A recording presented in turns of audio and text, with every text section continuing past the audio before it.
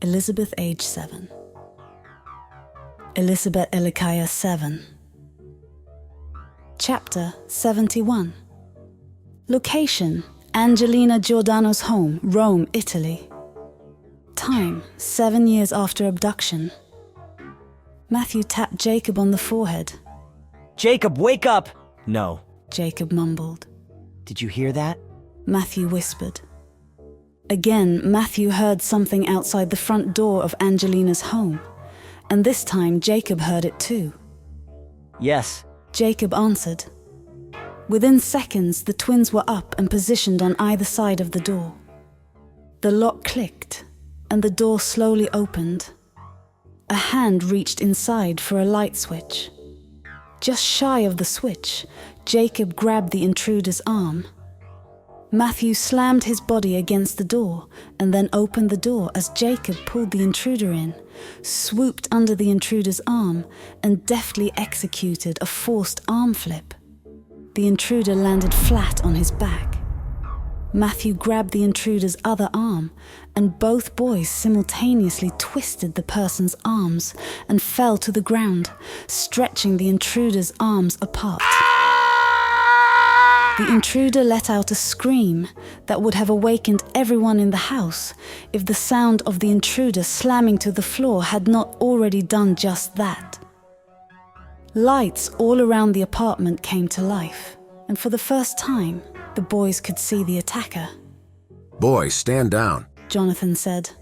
Antonio, Angelina said. What? The boys said. Oh, snap! You guys are in trouble now. Rebecca said.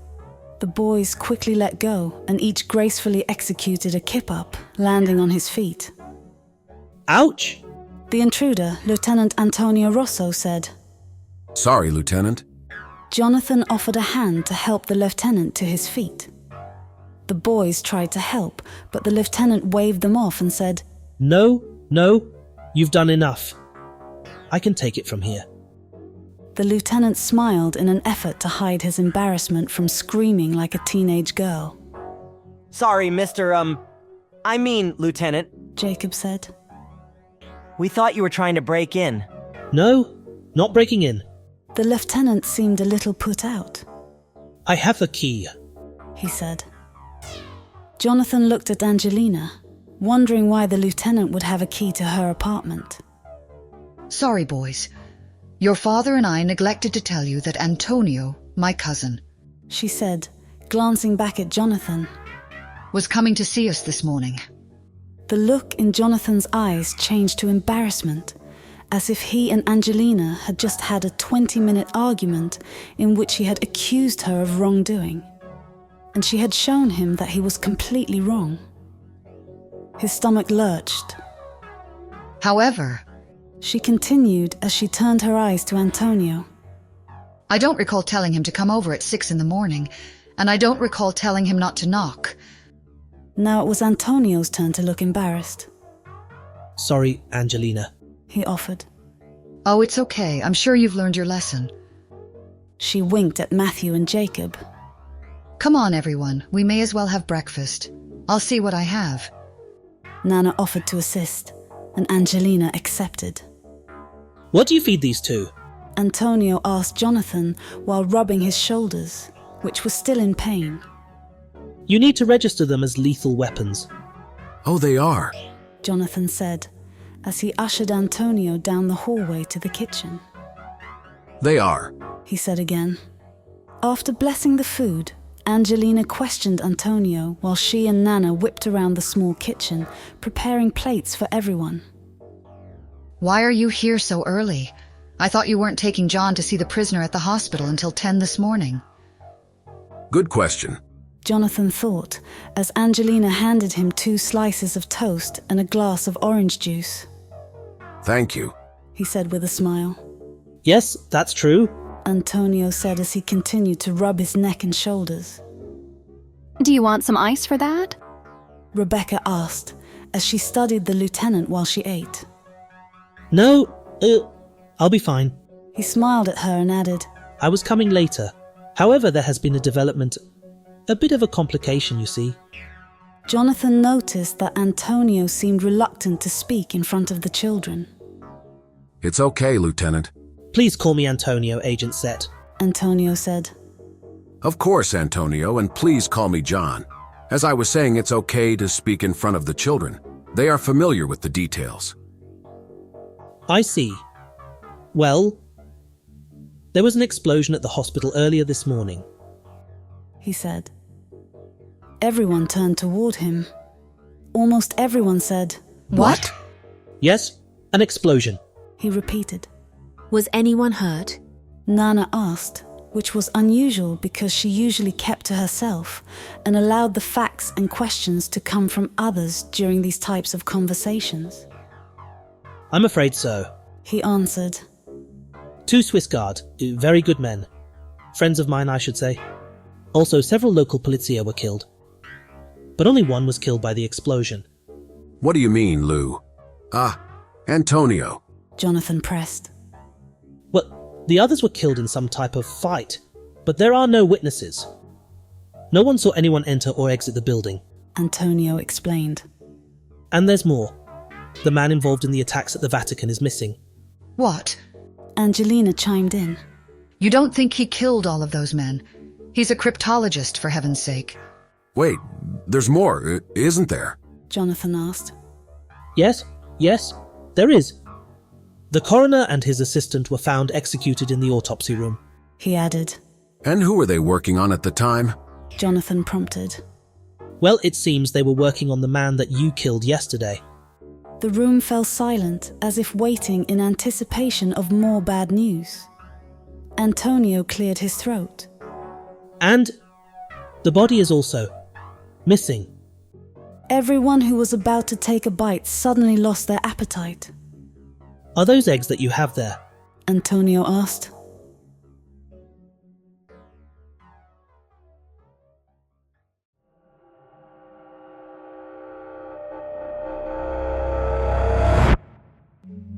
Chapter 72. Location: Saints Hospital, Rome, Italy. Time: 7 years after abduction.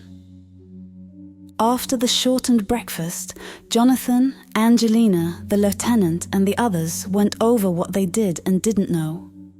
They decided that Angelina would go back to the Vatican and try to find any additional information on the book, its author, and its origins. Angelina felt that there was something odd about the book, something that just didn't add up, and she wanted answers. The group also decided that Matthew and Jacob would accompany Angelina for 2 reasons. First, this would help diffuse suspicions about what Angelina was doing. Second, the boys were very good at solving the unsolvable. Jonathan had a third reason. He knew the boys could protect themselves, and that they would protect Angelina. He didn't like putting the children in harm's way, but they were more qualified than anyone else he knew. He had faith that God would protect all of them. It was decided that the rest of the team, Jonathan, the lieutenant, Nana, and Rebecca, would investigate the explosion and the missing body of the assassin. Officer Botticelli had called around 8 to inform Jonathan of the morning's events, and was surprised when he found out that Jonathan already knew the details. Jonathan asked him to stay at the scene until he arrived. He knew from experience that it was often handy to have a local policeman around to deal with local problems. As the 4 arrived at the hospital, they were greeted by several police cars, vans from the Swiss Guard, and several emergency vehicles. Officer Botticelli greeted them and led them through the barricades. After parking the car, Jonathan asked Nana if she would mind accompanying the lieutenant and Officer Botticelli while he spoke with Rebecca. She agreed, and everyone exited the car except Jonathan and his firstborn. Rebecca, I know we've never really talked about the day that your mom died, but I think it's time we did. Is that all? Rebecca seemed to be really relieved. I thought I was in trouble I thought I was in trouble.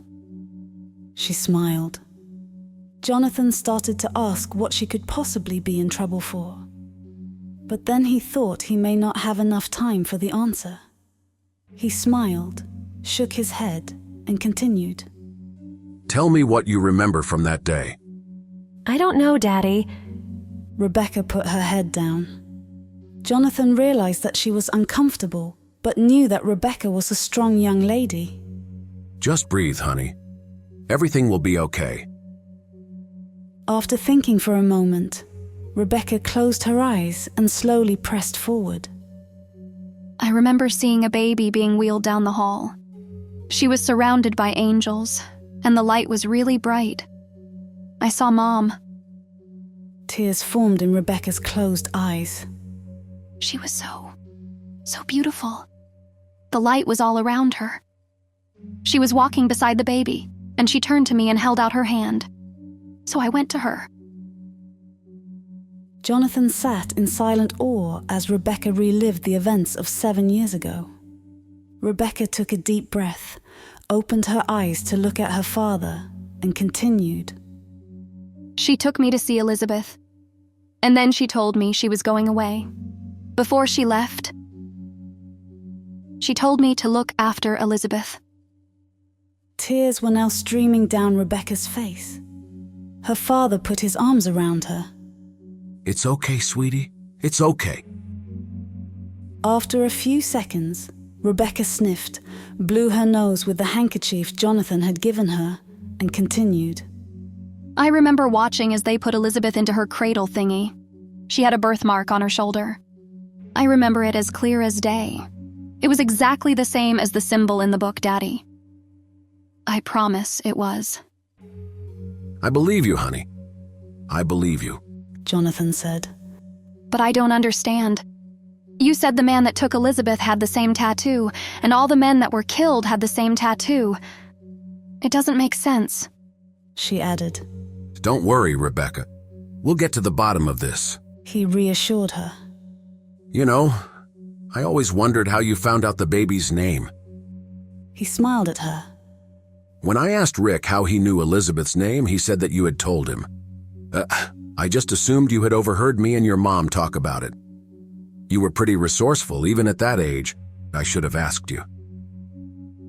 I was always so reluctant to talk about it with the three of you. I shouldn't have been. I guess I felt guilty because I wasn't able to protect your mother.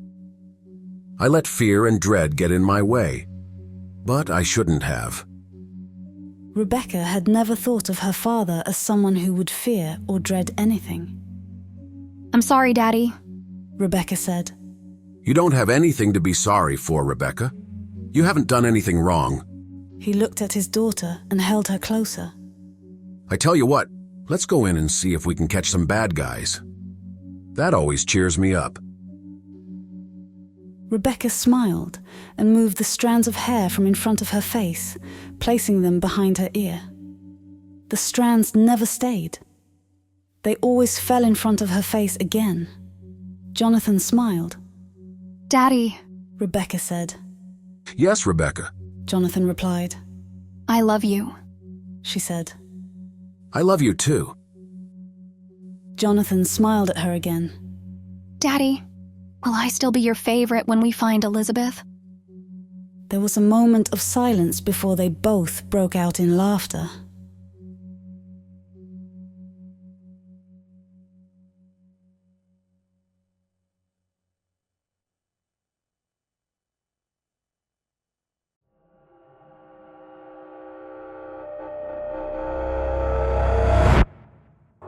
Chapter 73. Location: Archivio Segreto Vaticano. Time: 7 years after abduction. Jacob and Matthew were proud of the fact that their father had entrusted them with such a large and meaningful task. Protecting his new girlfriend They thought. has to be above all else as far as importance goes. Of course, their father had not called Angelina his new girlfriend, but they had seen something in their father's eyes during the last day that they had never seen before. Angelina was special to him, and this made them happy. Besides, she was okay, for a lady. As they arrived at the Vatican, Angelina made their mission clear to them. Find any information about the symbol, the book, or anything related to the book.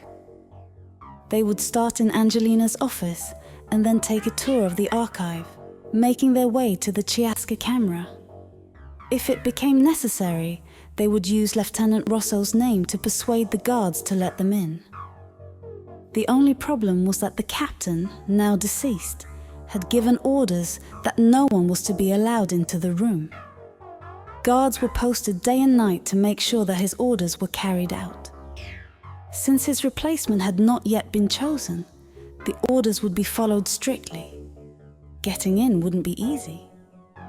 Angelina had a theory about the book, but she needed to do some research first. The good thing was that even though she would soon be forced to resign, or worse, would be dismissed, it hadn't happened yet, and she was sure that the captain had not had time to revoke her privileges. She should still have access to everything that Father Dominique had, and now that she knew what to look for, it might be easier to find. Come on in, boys. Angelina invited the boys into the reception area attached to her office. This was just a show for Renee, her receptionist. Miss Giordano, I'm so glad to see you. I was so worried. Renee stood up from behind her desk as Angelina and the boys walked in. She adjusted her glasses. She often did this. Oh, I'm fine, Renee. I'm sure the stories were greatly exaggerated. Angelina thought it best to play down the events of yesterday. She didn't want a lot of questions right now. You remember Special Agent Set's children, don't you? I'll be giving them a special tour today. After yesterday's heroic deeds, the Cardinal thought it would be acceptable to grant them one. Angelina made up the story as fast as she could. Anyway, I won't have need for you the rest of the day, so if you'd like to take the day off, feel free. Oh, thank you. I could use the day off. Maybe I'll finally get to spend some time with my boyfriend, she said. Angelina knew that Renee would jump at the chance to take the day off. Renee had been talking about a new boyfriend that she never had a chance to spend time with because of their work hours. A few minutes later, the problem of the receptionist was dealt with. Renee was gone. Okay, that's taken care of, Angelina thought. She turned to the boys, who were sitting quietly on the couch. Let's get to it, shall we? She said as they sprang into action. You're a pretty bad liar, Matthew said. Thanks, I think. Angelina replied as they closed the door to her reception area, and she logged on to the receptionist's computer. Okay, you guys start here, and I'll start in my office. If anyone knocks on the door, turn the monitor off and back to the couch you go, okay? Okay. They replied. They were thinking, We've done this before. but they decided to cut Angelina some slack. Angelina left the boys to their task and went into her office, leaving the door open in case the boys needed her. She started by looking up all the files Father Dominique had researched that were written in or translated to Greek, or that were secured in a secret Vatican vault. This, of course, would be inside of the secret archive. Secrets inside of secrets, she thought. She started cross-referencing anything that would be classified enough to be placed in the Chiasca camera or another hidden vault. The problem was there were so many documents to reference. The Vatican's secret archives housed over 16 miles of shelf space, not to mention what was hidden from the public. How do the rooms hold so many documents? She thought. It seems like we would run out of room or have to build a new building or something. She was certain that the Vatican would never outsource the documents or have them stored by anyone else. Their secrets were their secrets and no one else's. Meanwhile, the boys were researching symbols and cross-referencing ancient encryption techniques. They had toyed with the idea of creating their own cipher as a template to use while attempting to break the book's encryption, but Jacob had more pressing matters to attend to. Aren't you even a little curious? Jacob asked. About what? Matthew replied. About who would want to go out with the receptionist. Jacob said. Well, I am now. Matthew replied. Take a look at her desktop. Jacob minimized all the other folders. Here, click on this one. Matthew said. He knew that people like to have their most important items easily accessible. Here we go. Jacob said, as he double-clicked on the file named amore.jpg. When it opened, there was a picture of an older man, slightly shorter than Renee and not too handsome. Uh-oh. Jacob said. What? Matthew asked. He's not that bad looking. He's just old and kind of short. No, dude, look. Jacob enlarged the picture on the screen. Uh-oh. Matthew echoed. His tattoo, they said together. As Jacob continued to enlarge the photo, they saw that it wasn't the same as the one the victims had. This one was more of a dark circle in fire. The picture wasn't clear enough to see much more than that. Matthew remembered something his father had taught them. Jacob. Matthew put his hand on his brother's shoulder. Let's see what else we can find out about this guy. Remember what Dad always says? Jacob replied. If it's the only lead you have, follow it. Matthew nodded. There was another file in the folder. Jalra.jpg. What does Jalra mean? Jacob asked as he clicked. When the image opened, the boys saw that it was another picture of the boyfriend. This one was much clearer, and there was the tattoo again. Jacob was able to manipulate the image and get a clear shot of the tattoo. What's that say in the middle of the black circle? He asked. Looks like an E and a T. Matthew replied. It doesn't really mean anything to me. Maybe he liked the movie E.T.? Jacob suggested. Let's check her email and see what we can find. Matthew said. Oh, and check on our search for Greek encryption algorithms. During the search, the boys found many of the usual articles about encryption, explaining how it's the process of taking plain text and transforming it, using a cipher to make the text unreadable by those that do not know the key. The encrypted information is also referred to as ciphertext. A person with the correct key would be able to decrypt the ciphertext. But in order for the boys to decipher the book, they would need to know more about the techniques used by the people or person that encrypted it. During the search, Matthew asked, Why old red eyes? Jacob had been wondering the same thing. Yeah, why go all the way to England to find a cryptologist? I'm sure that there are plenty of them around. Right, so what's so special about this one in particular? Matthew asked. Jacob smiled and said, Maybe he's related to Polybius. After a moment, the boys both began to laugh. Not because it was funny, but because they realized that they sounded like two nerds. Angelina heard the boys and wondered what they could be laughing about. She was hitting a lot of dead ends. Nothing she searched for came back with any significant results. But something kept nagging at her. How do we store so many books, pieces of art, manuscripts, scrolls, and so on? Why haven't we run out of room? Where are we storing the extra items?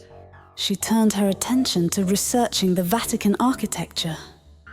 Although it took some time, what she found seemed unbelievable.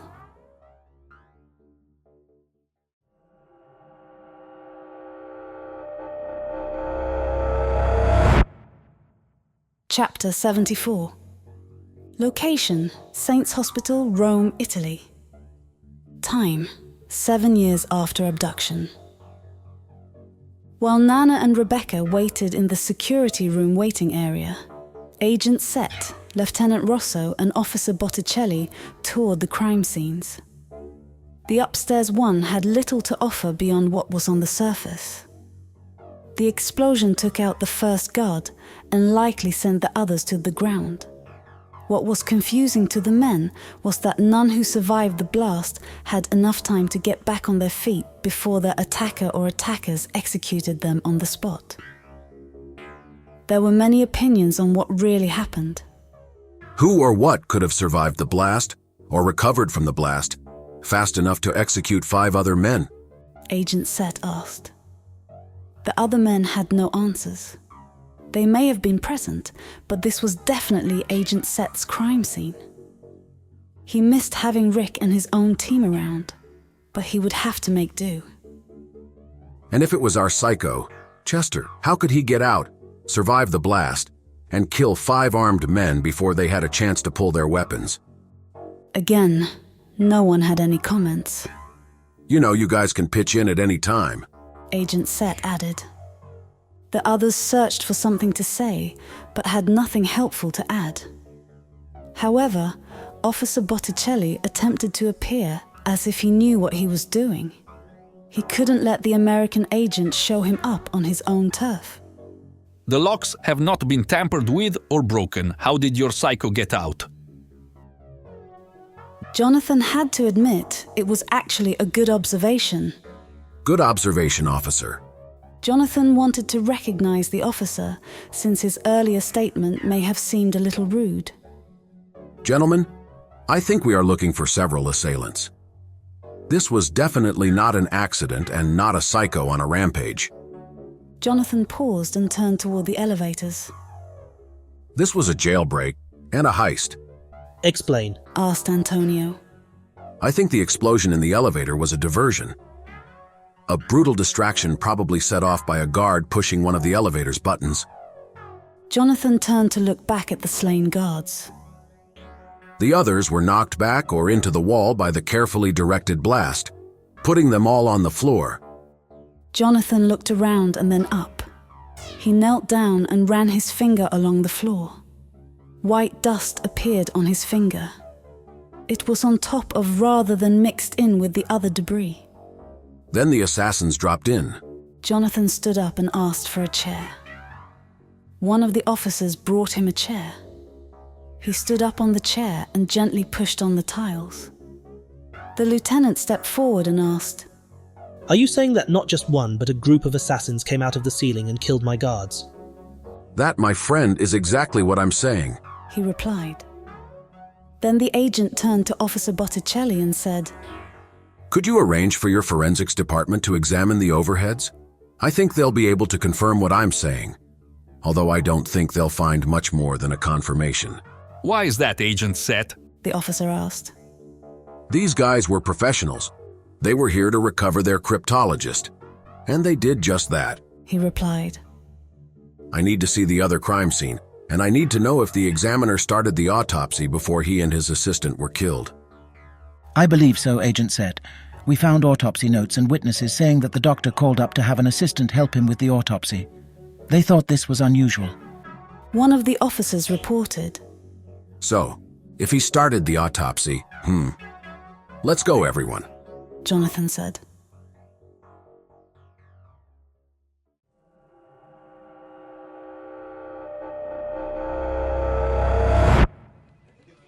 Chapter 75. Location: Saints Hospital, Rome, Italy. Time: 7 years after abduction. Nana patiently waited while Rebecca paced the floor. Rebecca, why don't you sit down, dear? You are wearing a hole in the carpet, for goodness sake. I should have gone with the boys. She said. You know they can't function without me. Yes, I know. Nana replied in the only acceptable way. I'm sure they are just fine, and that they are helping Angelina. Nana, what do you think about Angelina? Do you think... Rebecca searched for the right words, but Nana knew where she was headed. Well, Rebecca, I think Angelina makes your father happy. I haven't seen him this way in 7 years. Nana watched for Rebecca's reaction and then continued. Your mother used to make him smile that way. Anything she said or did would light up his entire world. But his heart has been... Now Nana searched for the right words. Missing an important part, she said. And now Angelina could fill that part? Rebecca asked. Maybe.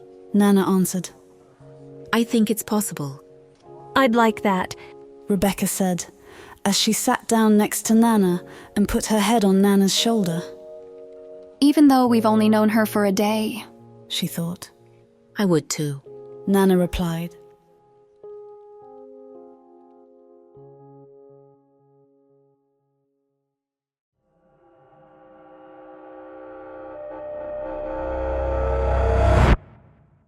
Chapter 76. Location: Saints Hospital, Rome, Italy. Time: 7 years after abduction. It took a while to get to the basement autopsy room because of the damaged elevators. But as soon as he went through the door, Agent Set started assessing the scene. Just like upstairs, the bodies were still at the scene, undisturbed as requested by the lieutenant. Jonathan immediately noticed that the assistant was facing the doctor when he was killed. The nature of his injuries suggested he had no time to run, or that he was caught off guard. Jonathan knelt down beside the body of the assistant. To crush a man's throat, you have to grab it, and you can't do that if the man is running away from you, he thought. There were no other wounds or defensive marks on the assistant. Jonathan stood up and went over to the doctor. Twisted clean around, he said, referring to the doctor's head. The killer got him from behind, he said softly. Officer Botticelli walked over, picked up the autopsy report, and brought it to Agent Set. Jonathan looked over the first page for a few minutes, and then turned to the second. Something he saw made him turn back to the first page, read a few lines, and then put the pad down. Officer, could you help me for a minute, please? Agent Set motioned to a nearby officer. Yes, sir. The officer responded. I want you to be the doctor. Agent Set instructed. Stand here, please. He added. Now, Antonio, could you go toward the door, please? Antonio did as he was asked. Right there, please. Jonathan said. And then he lay down on the autopsy table after covering it with a new sheet. Okay, let's say the doctor is doing an autopsy, having his assistant take notes for him. We know this because the handwriting changes near the bottom of the first page. That must have been how far along the examiner was with the autopsy procedure when he decided to call for an assistant. Everyone nodded, not knowing where Jonathan was going with this. So imagine you feel and hear a big explosion. The assistant turns to the door and then walks over to see what's happening. Jonathan said, expecting Antonio to start walking. Antonio, if you please. Jonathan reminded him. But of course, he replied. You get to the door, hear the chaos, and ask the doctor what you should do. Jonathan said. What should I do, Doctor? Antonio was now playing his part. He turned around and saw that Jonathan had jumped up off of the table. He had the officer, who was playing the role of the doctor, by the head and was pretending to break his neck. The officer played along and fell to the floor as the doctor had done.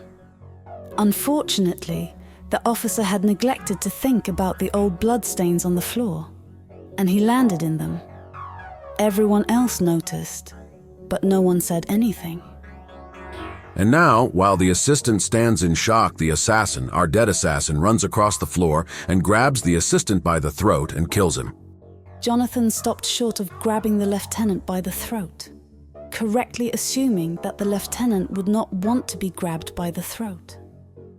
The room fell silent, not because of the explanation, but because of the speed with which Jonathan closed the gap between himself and the lieutenant. Jonathan didn't really think anything of it, but the others did. Had they not seen what Jonathan had just done, they would have asked, how could the attacker get to the assistant before the assistant turned and tried to run? As it was, they just fell silent. The officer playing the doctor finally noticed the bloodstains and broke the silence with a few choice words. The lieutenant and Officer Botticelli both said, Are you... They looked at each other, and the lieutenant gestured for the officer to continue. He asked, Are you saying that the dead man being autopsied got up off the table and killed these two men? Several of the officers in the room began to chuckle and quietly speak to each other in Italian. Officer Botticelli snorted and shook his head. Jonathan picked up the autopsy report again and began to read it out loud in Italian. By the time he finished reading the first page aloud, no one was laughing. The autopsy report told the assassin's life story. He had been killed many times and presumably used death as a means of escape. After all, who would lock up a dead man?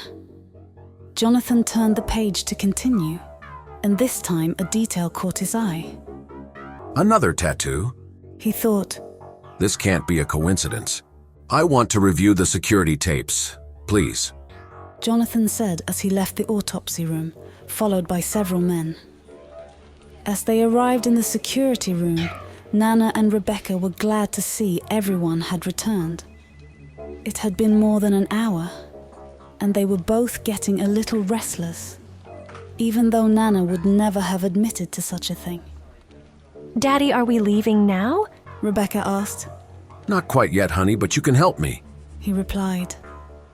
Her face lit up. Finally, something to do. She thought. Sure, just name it. She said with a great smile on her face. Here's my phone. See if you can get Uncle Rick on the line for me. He said as he turned to join the others. Okay, I can do that. She replied. At this point, she was glad to do anything. The security guard had the tapes queued up to the correct spot. We've looked at this tape 1,000,000 times, and you're not going to like it. There is nothing there after the explosion. The head of security, whom everyone called Chief, didn't really like outsiders, and especially wasn't fond of Americans. Let's take a look then. Agent Set said, sensing the animosity. As the tape started, the men saw the explosion take place a few seconds after the officer walked into the elevator. Immediately after that, the screen went blank. As you see, there is nothing. Chief said, rolling his eyes. Play it again, please. Agent Set asked politely. Even though he was a bit annoyed, he didn't want to cause any problems. He understood the situation. They rewound the tape and started again. Almost immediately, Agent Set said, Freeze it. Although the officer operating the machine was caught off guard, he did manage to freeze the picture. Now show me frame by frame, please. Jonathan asked. Chief gave the operator a nod, and the operator did as he was asked. There. Jonathan announced. Everyone crowded around the monitor to see what Agent Set had noticed. What is that? The lieutenant asked. That, my friends, is a shoe coming out of the ceiling. Jonathan said. How did he find that? The chief said to his men. Rebecca walked into the room as the men were discussing the image. Daddy, I have Uncle Rick on the phone. He wants you to know that Florida is several hours behind Rome. Oops, he said as Rebecca handed him the phone. Rick, how's it going? Jonathan was using his I need a favor voice. Rebecca looked over at the monitor to see what the others were looking at. Is that a shoe coming from the ceiling? She asked. And look, I think that's the tip of a sword, she said, pointing at the object. The room fell silent as the men looked at the screen in awe. Jonathan smiled and left the room to speak with Rick more privately. I need you to research 2 things for me. Jonathan said. Sure, boss. What do you need? Rick already had his pad and pen ready. After all, who calls this early in the morning just to say hi? In fact, who has their daughter call, just so they can take back the phone and say hi? Rick thought. He would have said it, but he was too tired. First, look for any reports of an assassination or murder where the perpetrator was killed, and then the body was stolen from the morgue or misplaced and never found. Jonathan asked. What? Rick asked. Just do it. Okay, I got it. Rick replied. Second, Jonathan said. I'm sending you an autopsy report with a description of a tattoo. Another tattoo? Rick mused aloud. That's exactly what I said. Jonathan continued. I'm sure it's connected somehow. Jonathan paused for a second, assuming that Rick needed time to write down a few notes. He missed having these types of conversations in person. I wish you were here, partner. I could use your help right about now. Just say the word, and I'm on a plane. Rick said. No, I need you there more. Jonathan said. I'll call you later. Right now I need to look at some more video footage. Thanks, Rick. Talk to you later. Jonathan gave the phone back to Rebecca, who was motioning that she wanted to talk to her Uncle Rick again. Hello? She said.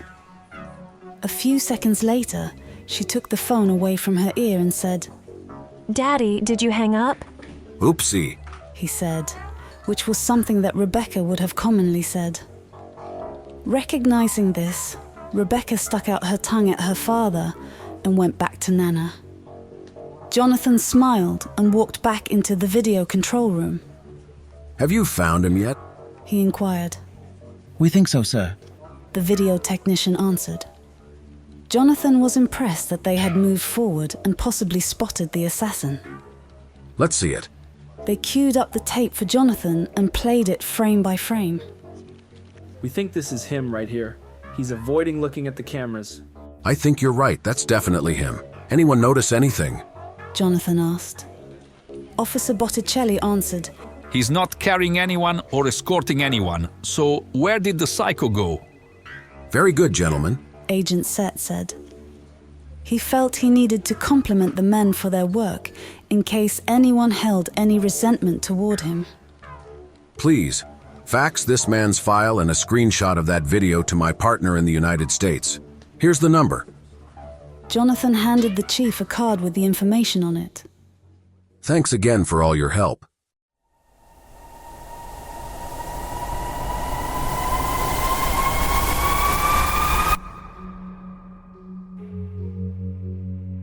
Chapter 77. Location: Temple of Light. Time: 7 years after abduction. As Elizabeth and Muna walked through the halls of the Temple of Light, Elizabeth's mind was filled with questions. Brothers, a sister, a tesseract, she thought. Her mind focused on one question. She was a little apprehensive. Munir, tell me more about my parents. She paused for a moment and then added, I want to know more about who I am and where I come from. Elizabeth waited patiently as Muna took a few more steps and stopped in front of a painting. Elizabeth, do you know what this painting illustrates? He asked. Yes, sir. She answered as she lowered her head, expecting to receive a lesson on biblical art. It's Mary and Elizabeth, she said, and then quoted the King James Bible, Luke 1:41. And it came to pass that when Elizabeth heard the salutation of Mary, the babe leaped in her womb, and Elizabeth was filled with the Holy Ghost. Yes. Muna said, The Bible records that Elizabeth gave birth to a son, and his name was John. Like my father. Yes, Elizabeth. And as you know, the Bible tells us the story of how Elizabeth's son's life ends. Beheaded in a prison, Elizabeth said with her head still hanging. Muna continued. What it doesn't mention is that Elizabeth, in later years, gave birth to a daughter, and that daughter, many years later, gave birth to a son. Muna noted that Elizabeth was looking a little disinterested. Well, to make a long story shorter, you and your family are direct descendants of Elizabeth. What? Elizabeth said abruptly. You mean she is like my great-great-great-grandmother or something? Well, maybe a few more greats than that. Muna smiled. Elizabeth's face was alive with expression. Wow, she thought. My family's in the Bible. Muna took the increasingly rare occasion of Elizabeth being speechless to continue his story. In fact, Elizabeth, since that time there have only been a few women born into your lineage with the name Elizabeth. You, Elizabeth Set, are the seventh. How do you know all of this? She asked. The prophecy tells us, he replied. Tell me more about the prophecy, she said. Munir explained that the Apostle John, shortly before his death and at a very old age, revealed his second revelation. It named the Chosen One and foretold the battle between dark and light. Elizabeth had heard parts of the prophecy before. Still, she was astonished to find out that Munir was a direct descendant of the scribe Zia, who had written the prophecy for the sickly apostle. She noticed that Munir seemed to stand a bit taller when mentioning it. Munir also explained how the original scrolls of the prophecy had been hidden away for preservation and protection. Hundreds of years ago, the scrolls were transcribed into a shortened version and placed into a book, but the book was unreadable.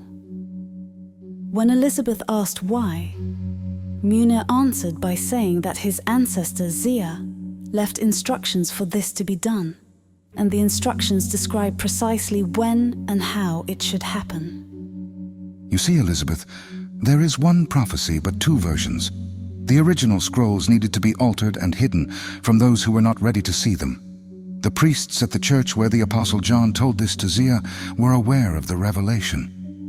But Zia did not give the scrolls to them. He formed a group of protectors to watch over the scrolls, to protect the scrolls from those that would wish to destroy them. My family and many others around the world have kept the scrolls safe for centuries. Many, many years later, the unreadable copy of the prophecy was created so that it could be discovered. That copy was placed in the Vatican's secret archives. Why not here in the temple? Elizabeth asked. At the time, this place did not exist, Munir explained. The answer seemed to satisfy Elizabeth, and Munir continued with the details of his story. Although he did not tell her everything, Elizabeth did learn much.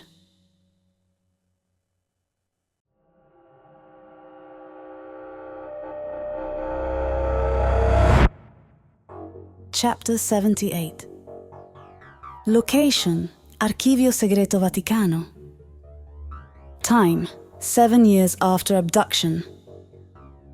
Angelina. Although the door to her office was open, Matthew still knocked. He thought his father would like him to be courteous to his new girlfriend. Come in. Angelina smiled and turned her attention to the boys. I think we've found something you should see, Matthew said as he walked into her office. The boys had printed out several sheets. First, they showed her a picture of a man. Does the name Jalra mean anything to you? They asked. Angelina thought that Matthew sounded a bit like his father during their initial meeting. Kind of like it was an interrogation. No, not at all, she replied as she studied the two handsome boys in front of her. How much do you know about your receptionist? Jacob asked. Okay, boys. Enough of the interrogation techniques, she said. They responded. Okay, here's what we think we know. Jacob took the lead. Your receptionist is dating this man. Matthew pointed to the picture on the desk and added another. Angelina studied the two pictures of the man. She didn't think him to be attractive, but then who was she to judge, she thought. Before she could comment on them, Matthew took a pen from the coffee mug on her desk and drew a circle on the arm of the man in the two pictures. We found this tattoo, Jacob added. Matthew placed another picture on the desk in front of Angelina. Ordinarily, none of us would take a second look at a tattoo on someone's arm. But considering the circumstances, we did a little research on the name Jalra and on the tattoo. Angelina was intrigued. And what did you find? She asked. Nothing. Absolutely nothing, Jacob said. Sound familiar? Matthew asked. It does sound familiar, she said. But that's not all we found, Jacob added. Any reason why a receptionist would be logging in to access secure Vatican files? Asked Matthew. How would she be able to access those? Angelina asked.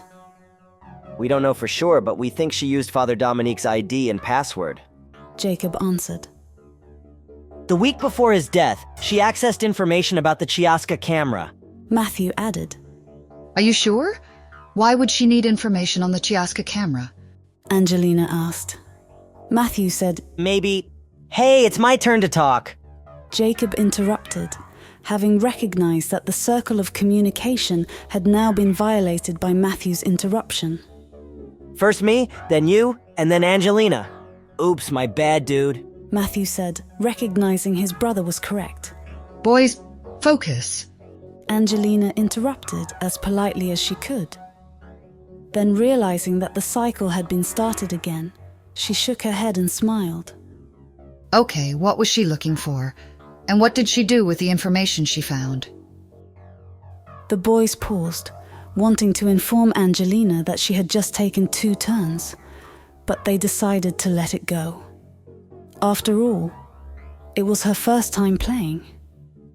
We think she was trying to find a document relating to a prophecy that was or is hidden in a secret room within the walls of the Vatican. They paused as Angelina looked at them in awe. We also think she printed whatever she found and possibly gave that information to her boyfriend Jarrod. Wow, very impressive, you two. Angelina said as she sat back in her chair. She sat in silence for a moment. How could I have not known about all of this? Am I blind? She thought. Angelina.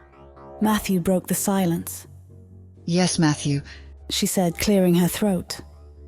We need to let Dad know, he said. Yes, I agree, she said. We'll need to compare notes and send him copies of the pictures and this tattoo. We emailed copies of the tattoos to Uncle Rick in Jacksonville. He'll be able to do a better search than we can from here. Well done, boys, well done indeed.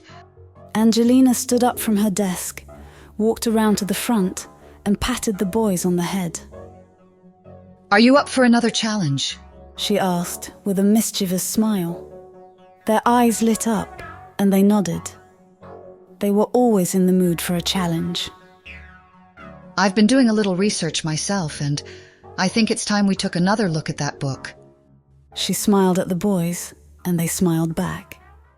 But we're going to need a plan to get past the Swiss guard.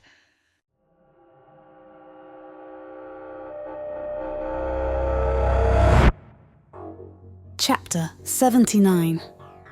Location: FBI Headquarters, Jacksonville, Florida. Time: 7 years after abduction. Here you go, Agent Martinez. The clerk handed Rick a folder with several items in it. Most of the people at the FBI building in Jacksonville called him Rick, but the team in the research department always called him Agent Martinez. He had given up on asking them to call him Rick about a year ago. He knew it was pretty much his fault. He had dated one of their team members for a while, and it didn't end up well. I should have listened to John. He thought every time he had to deal with that department. But that was the past, and right now he had a job to do. His partner and his partner's sons were dealing with some really bad characters thousands of miles away, and they were going to need this information right away. As Rick entered his office and turned the light on, he tossed the folder on his desk, took off his gun, and placed it into a drawer. He grabbed his reading glasses from another drawer and started looking over the research that his former girlfriend's new boyfriend had done for him. What is with all of these tattoos? He thought. He examined the email that the boys had sent him and the enhancements done to the images by the research department. This looks like a circle with an E and the numeral symbol for 1. Or is that a T? He thought as he turned on his desk lamp to get a better look. A circle in flames? He thought. Rick set the pictures aside and started reading the facts of the autopsy report that Jonathan had sent him. It held, among other things, a description of a tattoo. As Rick read through it, his eyes lit up. He glanced at the header information on the facts and then picked up the email from the boys. For a moment, he thought there was some kind of mix-up. He looked back at the autopsy report, put it down, and picked up the images again. That's the same tattoo. he said aloud. What's going on here? He grabbed the image of the not-so-dead, walking corpse that Jonathan had killed, or not killed, and compared it to the image of Jarrod that the boys had sent. Not the same person, he said. But definitely the same tattoo, he thought. We definitely have a problem here, he thought, as he picked up his phone and started dialing. On the other end of the line, a familiar voice answered. This is Special Agent Set, Jonathan said as Rick activated the speakerphone. John, it's me, Rick replied. Rick, how's it going? Did you get the autopsy report okay? Jonathan asked. Yes, and the info that the boys sent over, he replied. The boys? Jonathan was surprised. Yes, they emailed me some photos and a name, Rick added. You're not going to believe this, he said. What did they find? Jonathan asked. What if I told you that the boys sent me a photo of a tattoo, a dark circle surrounded by flames with the letter E in the middle and a 1 or a T or something next to it? That's the same tattoo the guy that attacked me had. It was in the autopsy report. Jonathan was intrigued. Where did they find? It's not your guy. They sent me a picture of a scrawny-looking man named Jarrod and... Jarrod? Where did... Yes, Jarrod. Rick continued in his fight for phone supremacy. He and Jonathan often cut each other off while talking on the phone. According to their email, the receptionist at the Vatican is dating this guy. You mean Angelina's receptionist, Renee? Jonathan asked. Check your email. It looks like they copied you when they sent it to me. Rick said. I will as soon as I get a chance. Jonathan replied. What else can you tell me? I had research run everything. Rick said, knowing that on the other end of the line, Jonathan was silently laughing at him for having to interact with the research department. Stop laughing, he added. I'm not. Jonathan replied, even though he was smiling. Anyway, the preliminary report says there is nothing on this Jarrod character and nothing on the tattoo, Rick said. However, the images the boys sent over were pretty good. We're running facial recognition on them now. I'm sure we'll get something, he added. Don't you think it's odd that we can't find anything at all? Nothing on the tattoo? Yet we know of 2 men who have it, and nothing on Jarrod, yet he's dating an employee of the Vatican, not to mention a dead guy walking. Jonathan said. Yeah, that autopsy shows several wounds, including your headshot, which would have killed a normal person. Research is looking for any crimes where the perpetrator was killed, and the body subsequently went missing. I'll let you know when I have more.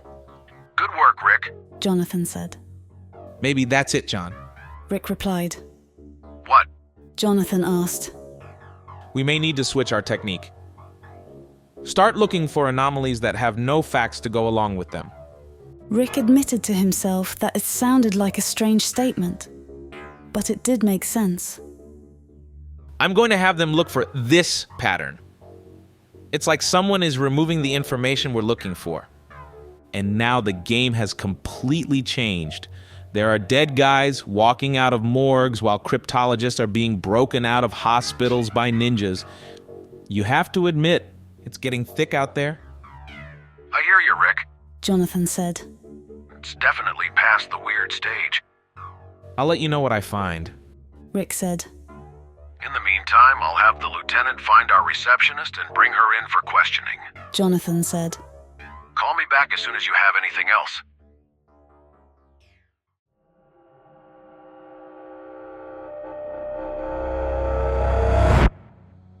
Chapter 80. Location: Archivio Segreto Vaticano. Time: 7 years after abduction. It went straight to his voicemail again, Angelina said as she hung up the phone on her desk. She and the boys were planning out how to gain access to the Chiasca camera. They had decided to run their plans by Jonathan and bring him up to date on their discovery. But they weren't able to get through to him. They would have to move now if they wanted to be successful.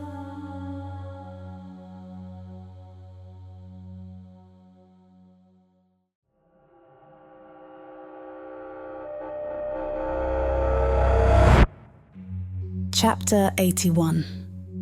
Location: Il Café Rob, Rome, Italy. Time: 7 years after abduction. Officer Botticelli. Agent Set stretched out his hand and greeted the officer. It's so nice of you to meet us here. He added with a smile.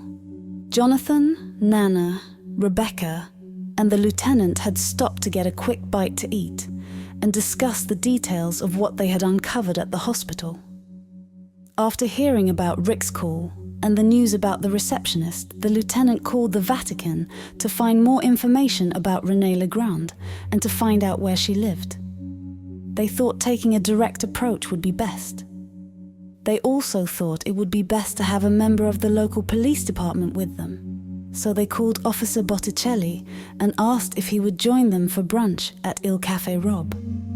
Not so coincidentally, the Café Rob was located on a corner about half of a block from Renée's apartment. Thank you for your gracious invitation to, how do you say, grab a bite to eat. The tall officer replied as he took Jonathan's hand and shook it with a smile on his face. Please sit. Jonathan said as he and the lieutenant, who had risen to his feet upon the arrival of the officer, both sat.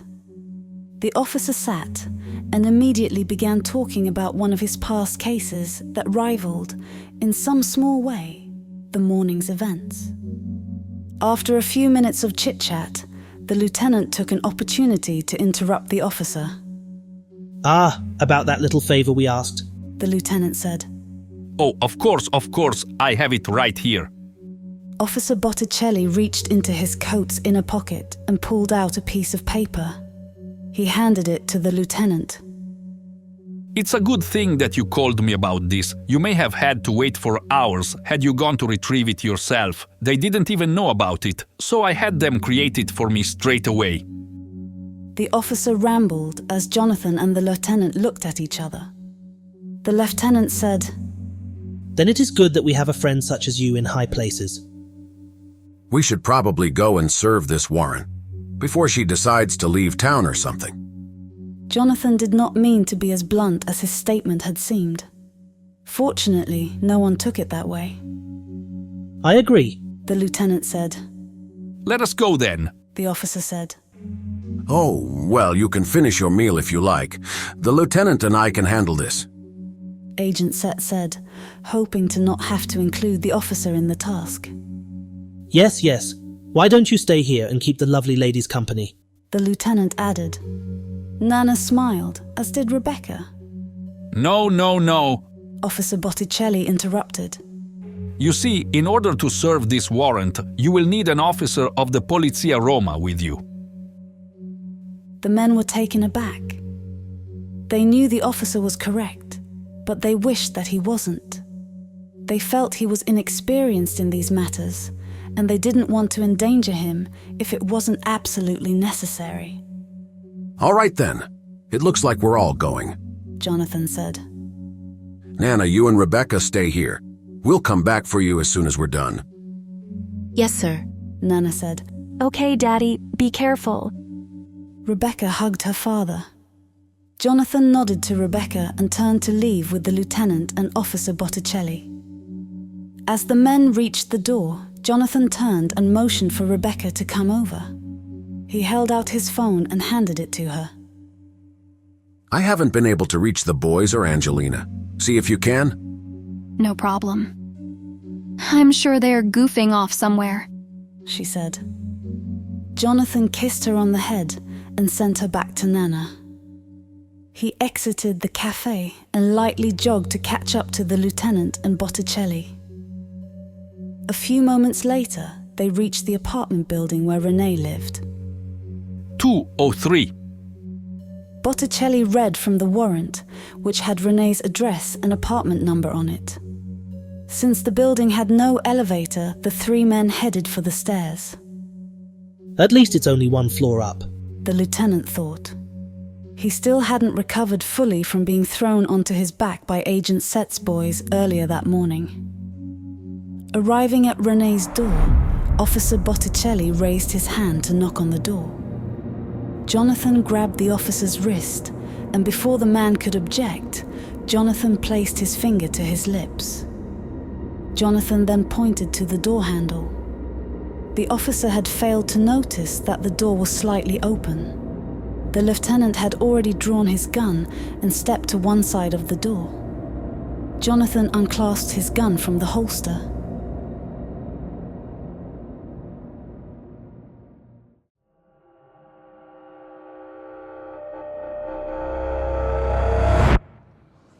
Chapter 82.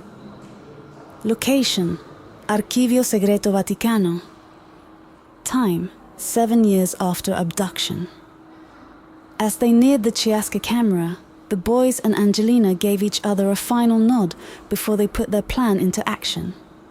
A few seconds later, as they were about to round the corner, they heard a call come over the radio of one of the Swiss guards responsible for guarding the door. All guards, calling all guards. We need everyone to report to Security Perimeter 1 now. I repeat, this is a Level 1 emergency. All guards to Security Perimeter 1 now. Suddenly, 2 guards came running around the corner. The first guard dodged Matthew and ran down the hallway. The second stopped, recognizing Angelina. Please, Miss Giordano, could you make sure that no one enters into the Chiasca camera?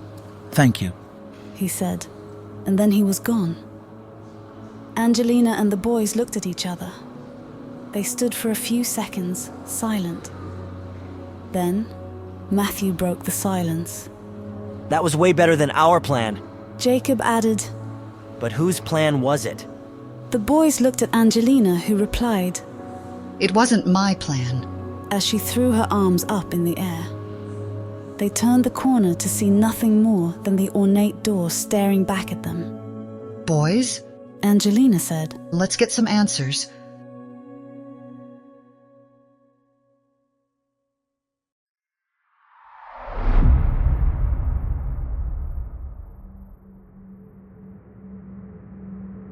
Chapter 83.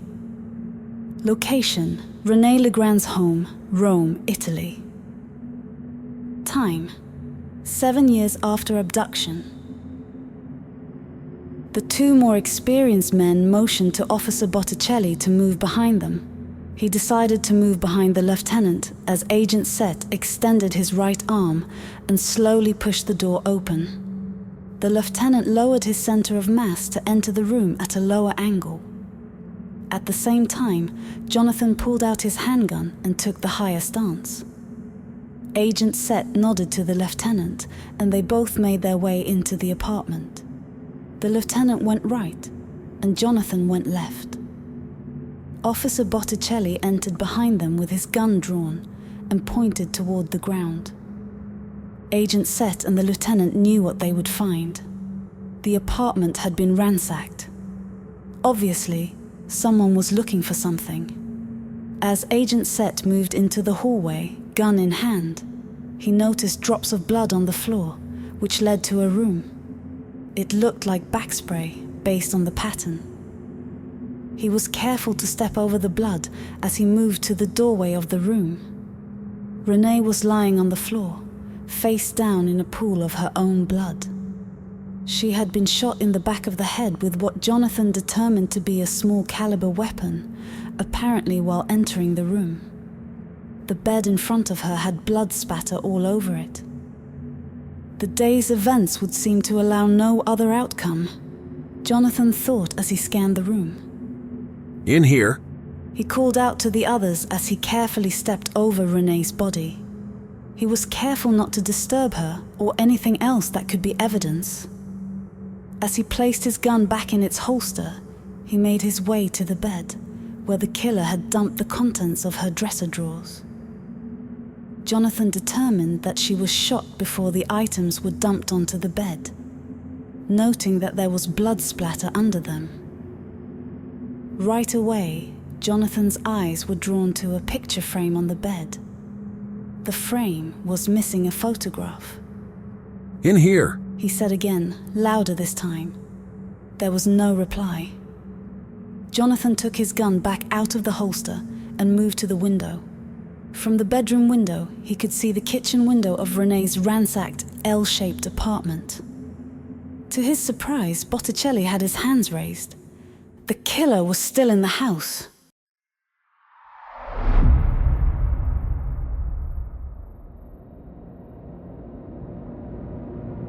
Chapter 84. Location: Ciasca Camera, Archivio Segreto Vaticano. Time: 7 years after abduction. Angelina slowly opened the giant door. She had always admired its incredible artwork. But even as an appraiser of priceless antiquities and art, she could never place the artist who had decorated it. Unfortunately, the archives had no record indicating who it was.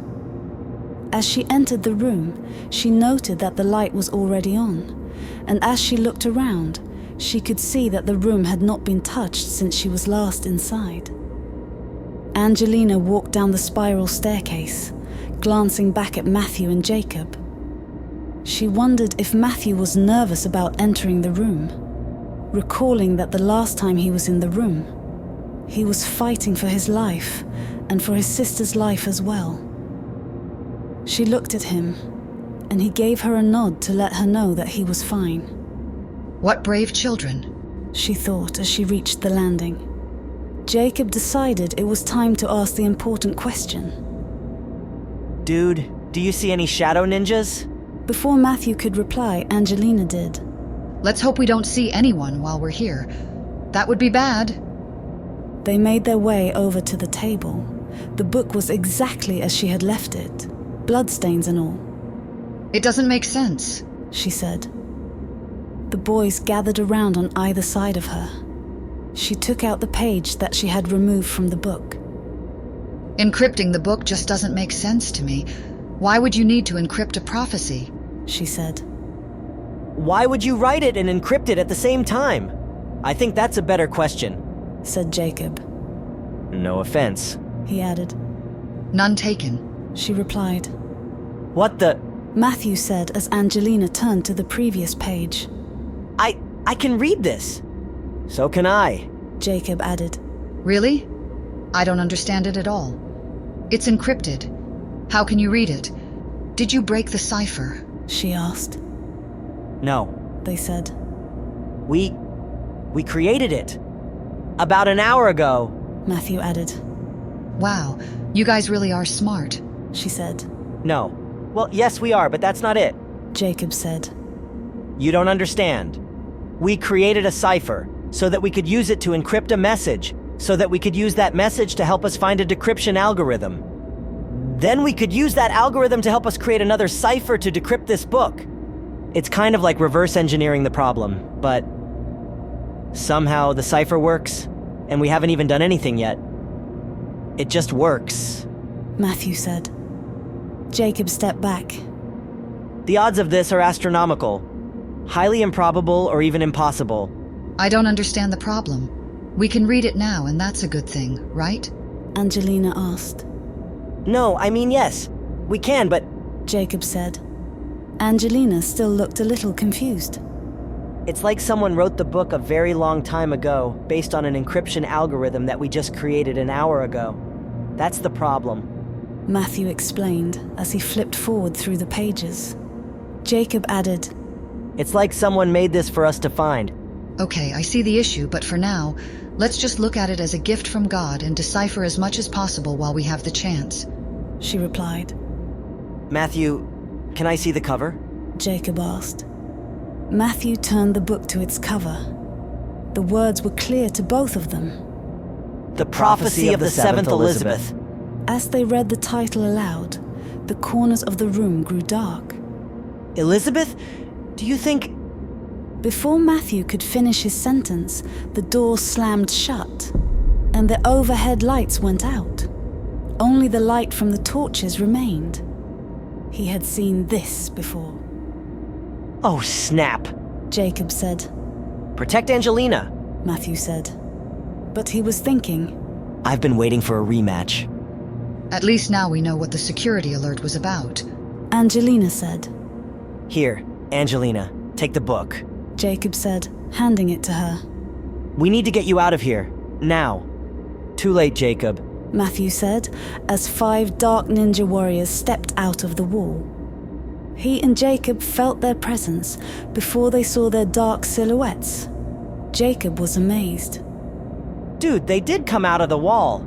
I told you, Matthew said. but be careful. They are easy to lose in the shadows. Even though Jacob had believed his brother, as did the others, now it was real. He had seen it for himself, and he was impressed. Way cool, he whispered, thinking of the technology that would allow a person to walk out of a wall. Jacob acknowledged his brother's warning with a quick nod. How did they do that? Angelina thought, as she tightly held the book. She watched silently as a sixth dark warrior walked out of the wall. She noted the pitch-black space that he walked out of. It was the darkest shade of black she had ever seen, even darker than the black of his ninja uniform. It seemed to absorb light like a black hole. It was as if he was walking out of another room, or even another universe into this one. An invisible doorway, she thought.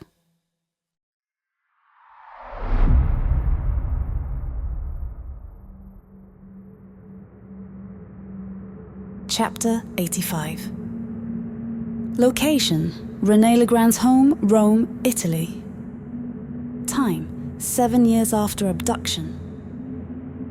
Assessing the situation, Jonathan realized that a shot into the kitchen window might hit Officer Botticelli or the lieutenant instead of the intruder. As he removed his hand from the curtain, he realized that there was more than one intruder in the apartment. One was in the kitchen, and the second was right behind him. Jonathan felt the air behind him changing, trying to hold back something that was separating it. Jonathan moved quickly to the left as a bullet flew past his head and shattered the glass in front of him. He heard the recoil of the gun, the breath of a silencer, and the loading of a second bullet into the chamber as he turned to meet his attacker. In a single motion, Jonathan reached out and grabbed a small jewelry box that was turned over on the bureau. He hurled the box at the attacker, who was standing in the doorway. The dark-haired man did not expect his bullet to miss Jonathan, and he certainly didn't expect to see a wooden box flying toward him. Before the tall, slender man could react, the box slammed against his gun, catching him off guard and knocking the gun from his hand. Before the gun hit the floor, Jonathan was in the air. He used the bed as a launching pad and dove toward the would-be assassin. He hit the gunman square in the chest. Jonathan's speed and momentum took them both into the hallway, where they crashed into a small end table. Jonathan made it to his feet first, and as the gunman tried to stand, Jonathan placed a powerful kick right in the middle of the man's chest. The force broke a rib or two and sent the man sailing the length of the hallway, where he landed on a glass coffee table. The gunman did not get back up.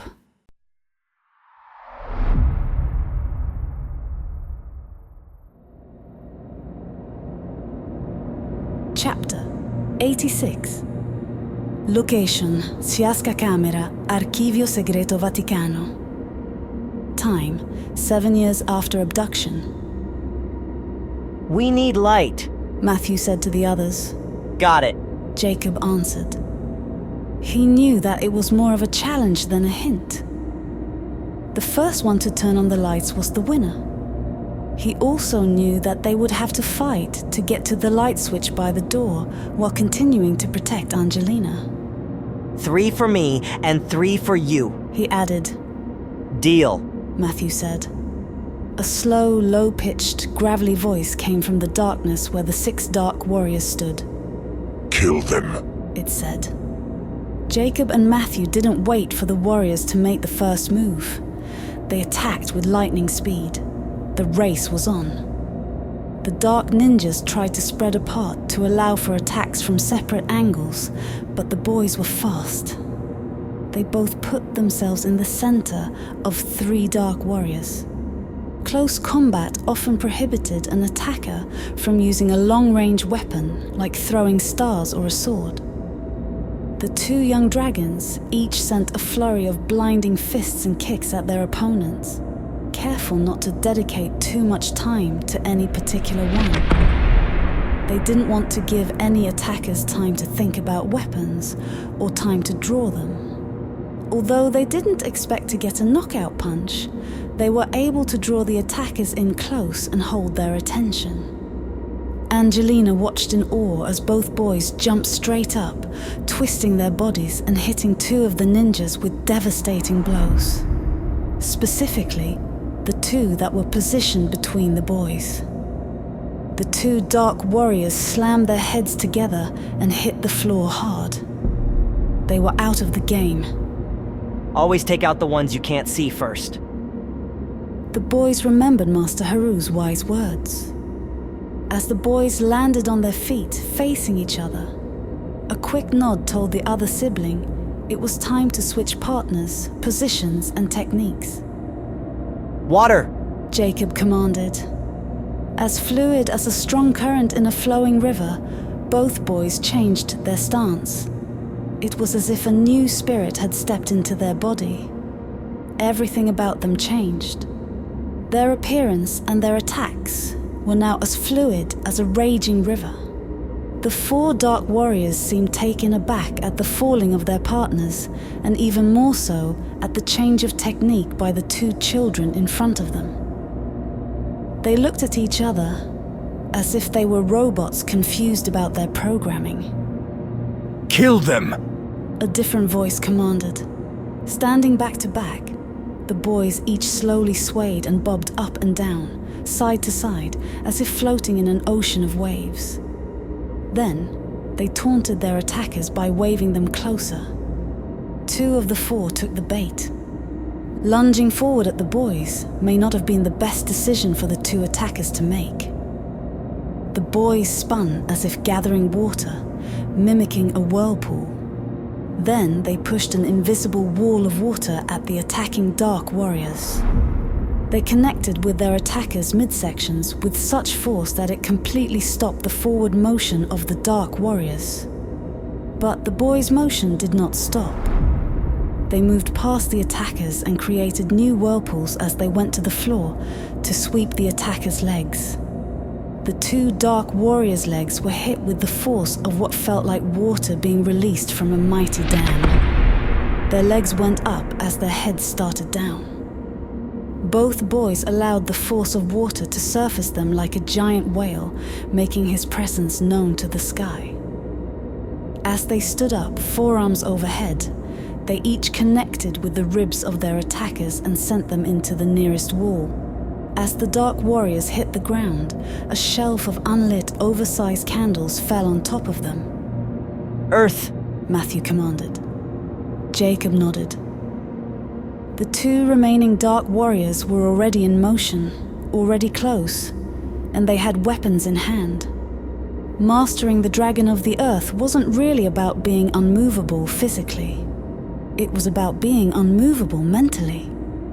After all, a boulder can be moved out of the way, and the Bible records that David used a stone in his slingshot to slay the giant Goliath. Master Tan would often say to the boys. The only question was who would be the slingshot and who would be the stone. One of the attackers had hesitated before coming toward them. They would take him out last. Jacob locked arms with Matthew, spun and bowed. This move added to Matthew's momentum as he rolled over Jacob's back and kicked the oncoming attacker so hard that it launched him into the air and over the railing behind him. Matthew's feet landed squarely on the ground, allowing him to push up to roll back over his brother and land on the other side of Jacob. Locking arms with Jacob on the way back over, Matthew pulled Jacob over himself with such force that when Jacob's foot connected with his attacker, it forced the dark warrior to release the knife that was in his hand and sent the dark warrior across the room and into the wall. But the wall didn't stop the warrior, and the wall didn't break. It just swallowed the dark warrior without a sound. Jacob and Matthew looked at each other, but instead of asking each other a question that neither would be able to answer, they turned and ran for the light switch. They climbed through the air, barely touching the railing on the staircase. and simultaneously turned the light switch on. Ty! They yelled, but as they turned to get validation from Angelina, they both fell speechless.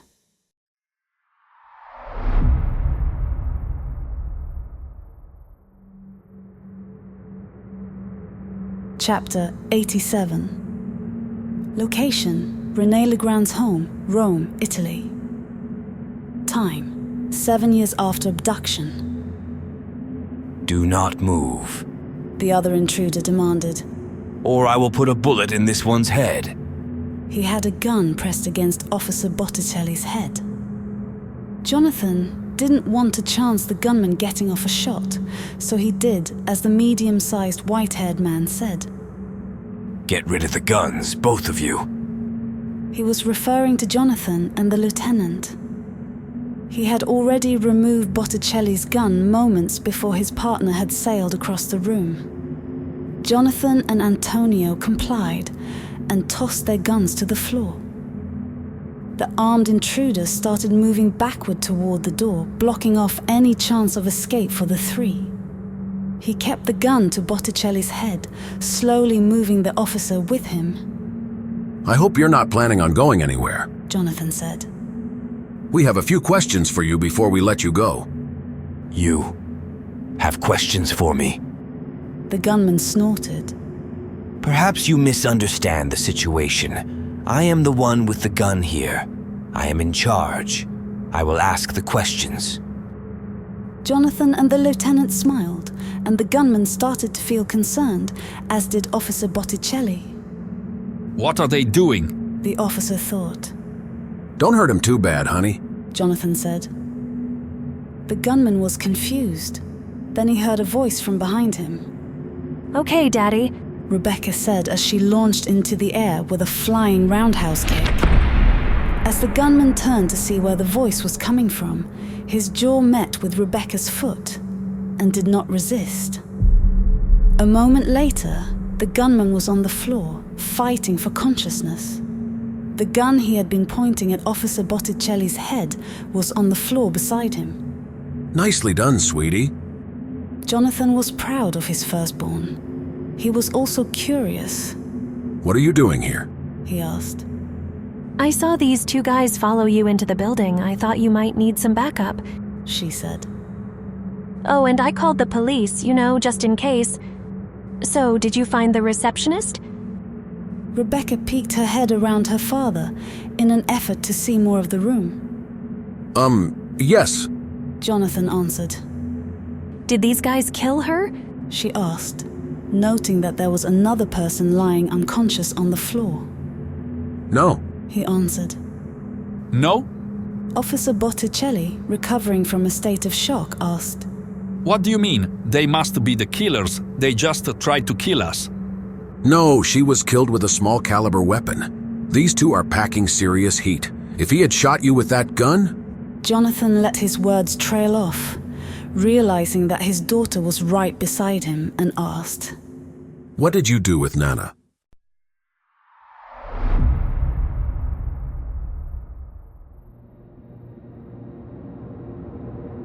Chapter 88. Location: Ciasca Camera, Archivio Segreto Vaticano. Time: 7 years after abduction. Oh no, Matthew said. Angelina, look out! Jacob yelled. Neither of them had seen this coming. They had assumed that the voices they had heard had come from the 6 warriors, but they were wrong. And now Angelina was in trouble. 2 more attackers had stepped out of the darkness right behind her, and she had no idea. These 2 men did not look like the previous 6 warriors. One was tall and broad-chested. He wore all black, but his face, horrifying as it was not fully covered.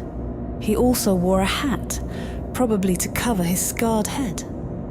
His facial features led the boys to believe that he had been badly burned. He looked more like a demon than a man, and his eyes were crimson with vertical slit pupils. The second attacker could not have been much older than Matthew and Jacob. He was taller than they were, but not by much.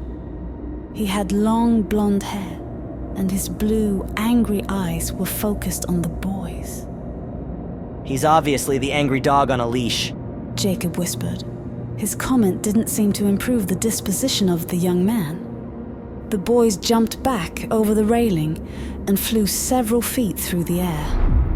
They landed in front of the table where Angelina and the two men now stood. "Let her go, or else," Matthew said. "Jackson," the crimson-eyed demon man said in a slow, gravelly voice. "At least we know where the voice came from," the boys thought. "But where did they come from?" "Yes, teacher," replied Jackson, and with one leap, the blonde-haired young man sailed over the table and landed in front of the boys. "I remember you two," he said. The boys were confused, but didn't spend time thinking about it. "You're not gonna stand for this, are you, Angelina?" Jacob said. The teacher tore the book from Angelina's hand, and as she tried to pull it back, the book started to fall. The teacher grabbed the book out of the air. As he did, he loosened his grip on her shoulder.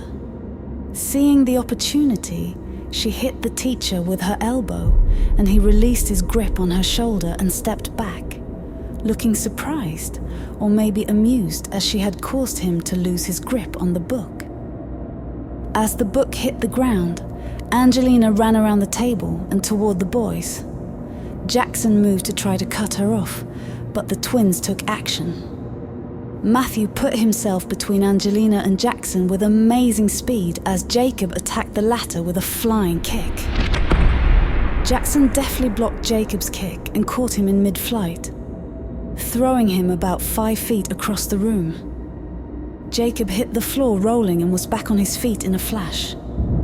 His attack had achieved its purpose, but he was still amazed that Jackson blocked him. Jacob made a mental note to treat Jackson like a pro next time. Still, Angelina was now in the safety zone. Jackson would have to come through the twins in order to get to her. However, the boys didn't think that she was the objective.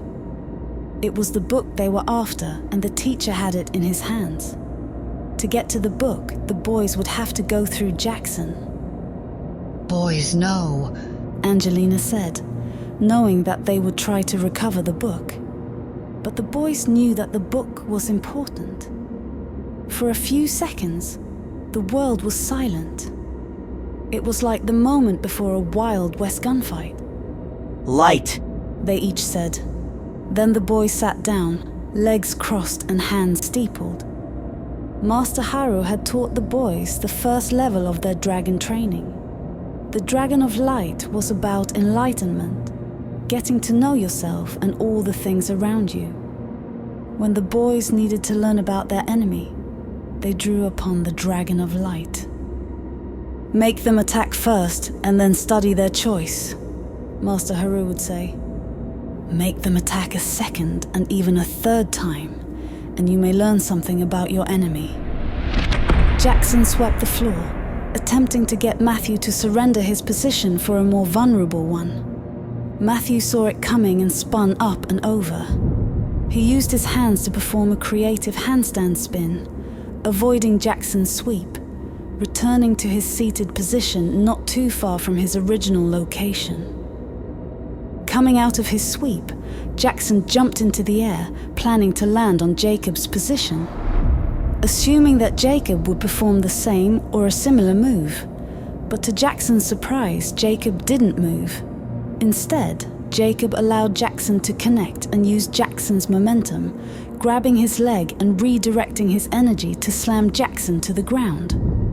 "Payback," Jacob thought. "How do you like it?" He was careful not to say it out loud. He wanted to learn, not to taunt. There was a special time for taunting. Before anyone could blink, Jackson was back on his feet. "He's fast," the boys thought. "Very fast." Jackson stopped and took a seat. The boys were impressed. Jackson was a fast learner as well. Then Jackson attacked. From a seated stance, he forced both boys to their feet and unleashed his fury. There was a reason that he had been chosen by the teacher. Jackson was relentless and, again, very fast. Even faster than he had been just a few moments ago. It was as if his rage empowered him to get increasingly faster. The boys were on the defensive, and Jackson was overpowering both of them. Fist after fist, the boys blocked. Kick after kick, the boys ducked, deflected, and dodged. Then Jackson drew the boys in, leaving himself open, and the boys fell for it. With a deft move, Jackson spun and performed a scissor kick, catching both boys by surprise. They realized their mistake, but it was too late to dodge. Jacob and Matthew were on the floor, but not hurt. They both spun to their feet and coordinated their defense. The boys weren't trying to win this fight. They just wanted to enlighten themselves, but they had learned enough for today. It was time to go on the offensive. Angelina, look out! Matthew noticed that the unconscious warrior was waking up. Angelina picked up another large book and threw it onto the warrior's head. He was out again. Angelina, time for you to go, Jacob said. You too, she replied. Just then, there was a loud bang on the door. The Swiss guard had returned. Jackson, we must go. The teacher growled. Yes, teacher. Jackson replied, and then he jumped backward over the table that separated his master from everyone else. The boys were impressed. Before Jackson and the teacher disappeared through the wall, Jackson had a final word. There will be another time, he said. And I won't be so easy on you. After that, he was gone. No puff of smoke or flash of light. It was as if he was just drawn into darkness. They got the book, Jacob said disappointedly. No, they didn't, Angelina said. They just got the cover. She smiled. You switched it? Matthew said. Yes, but unfortunately he did get the page that I had torn from the book. I dropped it when I elbowed him, she said. When did you switch it? Jacob asked. While the two of you were fighting the 6 crazy shadow ninjas, just in case, she said. Just in case? You mean you didn't think we'd win? Matthew said. Well, it's not that I... she said, but just then there was another loud bang on the door. Thank you, Lord, she thought as she moved quickly to the table, grabbed the actual book, and placed it into her designer bag. Jacob opened the door for the Swiss guard, but what he saw made him, his brother, and Angelina smile. Dad! He said. John. Angelina's face lit up. Are you guys okay? Rebecca appeared behind her dad, followed by an entourage consisting of the lieutenant, 5 Swiss guards, Officer Botticelli, and of course, Nana. We've been trying to get you on the phone forever. Cut them some slack, Rebecca. It seems like they had their hands full. Her father was surveying the room. He counted 5 unconscious men dressed in what appeared to be ninja uniforms. Jonathan knelt down beside the closest attacker and pulled his hood off. They look awful young to be ninjas, he thought. Hey, he looks familiar, doesn't he? Matthew said. Have you seen him before, Matthew? His father asked. I don't know. Maybe, he said. I just can't place him. Jacob said. Dad, we were attacked by 8 shadow warriors, and Matthew was right. They came out of the walls.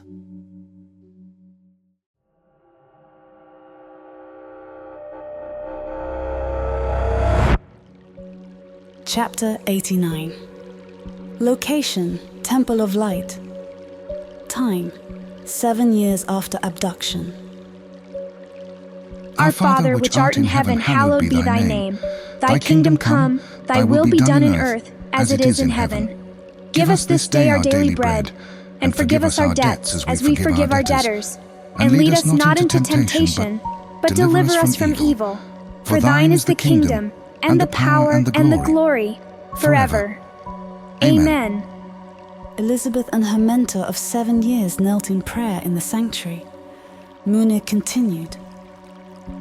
Father God, we have prepared for this day for many years. Many have given their lives to protect that which is most important. We pray that your Holy Spirit will be with us today as we fight this battle. Protect that which we have protected for so many years. For yours is the kingdom, the power and the glory, forever and ever. Amen. As they arose from the altar, the same one on which Elizabeth had first been placed as a child 7 years prior, they heard footsteps behind them. They turned to find Han Young-sun, Elizabeth's trusted friend and fellow student. Master Munir, The young man said, we are found.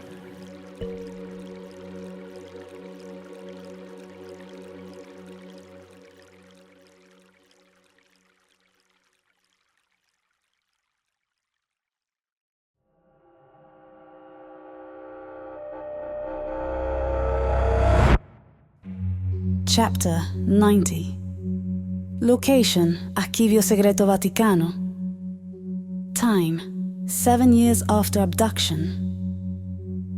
For the previous hour, Jonathan, Angelina, Lieutenant Rosso, Officer Botticelli, Rebecca, Matthew, Jacob, and Nana had been comparing notes. Jonathan explained that they had found Renee murdered in her apartment and that although they had not found the killer, they suspected that Jalra had either ordered the hit on Renee or killed her himself. He was most likely tying up loose ends, Jonathan suggested. He was pacing the room. He often paced the room when working with his own team at the FBI office in Jacksonville. Jonathan also explained how Rebecca, while standing outside of Il Café Rob, had seen 2 men follow him and the others into Renee's apartment building. She had quickly grabbed Nana and asked her to call Uncle Rick. Thankfully, Rick was able to call for police backup, having them sent quickly to Renee's apartment. Rebecca explained her daring and dramatic role in saving her father, the lieutenant, and Officer Botticelli. She did manage to give her father credit for taking out one of the bad guys. Jonathan, still pacing the room, explained next that when they could not reach Angelina and the boys via phone, they headed to the Vatican secret archives. Officer Botticelli was able to provide a police escort. On the way, the lieutenant called Vatican security and found that a Priority 1 alert had been issued. This meant there was either a credible threat against the Pope or that the Vatican itself was under attack by a hostile force. But since the Pope was not in the country and no hostile forces were to be found, the acting head of security determined that it was a hoax or a malfunction. So when Jonathan and the others arrived at the Vatican secret archives, they decided they had better head straight for the Chiasca camera. Angelina and the boys explained how they found the book and started to decode it when they were attacked. They came out of the wall, Jacob said. We know. Everyone said. The boys and Angelina told the others about the 2 attackers that got away. They learned from interrogating one of the fallen attackers that the leader of the attack was called the Teacher, and they already knew that the young one was named Jackson. Rick, who was listening in on speakerphone, said he would have the team in the research department start researching the attackers right away. Jonathan laughed when he thought about Rick having to stop by the research department again. Rick wasn't happy about that. Jonathan apologized. No one else understood what was funny. The boys explained that they could now translate the book. Although it would take a little time, they were assigned the task of finding out as much as they could and reporting back to their father and Rick. They enthusiastically accepted. Angelina had a theory about the book. She told the team that she had heard a rumor or legend of a second revelation of the Apostle John. She had studied the book's cover briefly and found markings that would possibly confirm the story. Still, because they no longer had the cover, they wouldn't be able to authenticate her theory. She also shared that the book would not have been in the form of a book at all if it had been written by the apostle. Instead, it should be in the form of parchments, As his father sat down, Matthew stood up and started pacing the room. He added that it wouldn't have made sense for the Apostle John to encrypt a book. So they surmised that the book must have been created afterward, and that whoever had copied it thought it best to encrypt it. Of course, that only left the question of how the creator of the book, or more precisely the copier of the book, knew to use an encryption algorithm that Matthew and Jacob had just created. No one had an answer or even a guess to address that question. Angelina had performed a rub test. Most seasoned artifact dealers could look at a piece of cloth, in this case, a page from the book, and determine its approximate age from looking at or rubbing a corner of a page. She placed its origin at about the same time frame as the Dead Sea Scrolls. However, the ink use was much more recent than that. It appeared to her that whoever copied the book and encrypted it used a very old cloth to write on. It is likely that whoever created this book wanted it to look dated so that it would be accepted into the Vatican's secret archive. It could have been in the archive for a very, very long time. Since I can't find any record of it, there is no way to know for sure, Angelina explained. They all agreed that the book itself was not an original. Still, they agreed that somehow it played an important role in the events of the last 7 years. Most importantly, it may hold answers to where Elizabeth is, Daddy, Jacob said. After all, the prophecy is about her. The prophecy of the 7th Elizabeth. The symbol that was on the front of the book and on the page that Angelina had is an E and a 7 combined. Elizabeth Set, explained Matthew. Good grief. How could we have been so blind? Rick's compressed voice came over the speakerphone. Boys, we need to know everything you can find out from that book. Jonathan stood up and walked to the window, carrying his phone. The boys went back to work. The decryption process was slow work, but at least they could read the material. Angelina decided to help the boys with any references they didn't understand. She was the resident expert. Rick, Jonathan said. Still here. Rick replied. How are they doing with our search for odd events? Jonathan asked. I'm glad you asked. They've found close to 100 cases fitting our new parameters. We're comparing the data now, looking for more similarities. He replied. More? Jonathan asked. It seems that almost 70% of the cases have something to do with the abduction or death of a child. Rick answered. There was a long pause before Jonathan replied. Let me know when you have something. You know I will, my friend, Rick said. Jonathan had already turned his back to the window as he was talking to Rick. The Lieutenant Rebecca and Officer Botticelli stood up and looked past Jonathan. At first, Jonathan thought they were looking at him, but then he realized they were looking out the window. So he turned and looked too. 5 seconds before, the sky had been clear and blue. But now the sky, not directly over them, but very nearby, was black, and although there seemed to be no rain, there was plenty of lightning. Within a minute, the dark clouds covered the entire Vatican City and the city of Rome. This isn't going fast enough, Jacob said, frustrated. Angelina agreed, and so did Matthew. Go to the part I tore the page from. That's the page Old Red Eyes was looking at, Angelina said. Let's assume they knew what they were looking for. What's that? Jacob said. I don't know, she answered. Matthew turned to the page after the missing one and started interpreting. And the Fortress of Light will be her home until the time of a great battle, when the Chosen One will protect those who have protected her.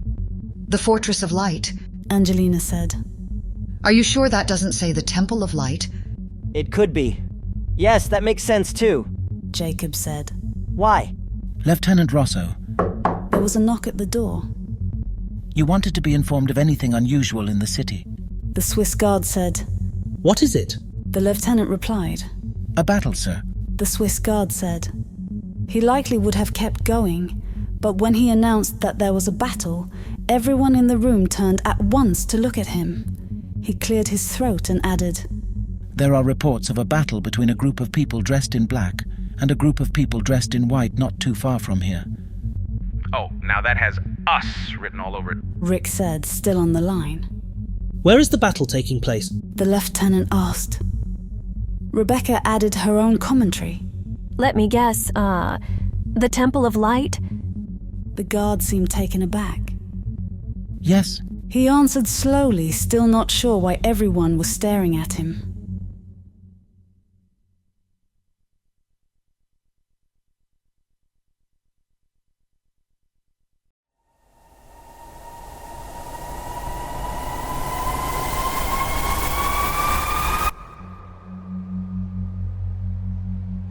Chapter 91.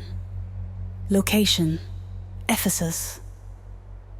Time: approximately AD 100. Zia had been watching John sleep for hours. He used the time to gather his thoughts and organize his writings. The visions that John was still experiencing were hard to believe, but Zia believed them. His faith was strong, and he knew that the blessed man of God that slept silently in the bed in front of him was truly a vessel of God. He also knew that some, including the elders of the church, would not believe so terrific a story. They would say, respectfully of course, that John's mind was not stable.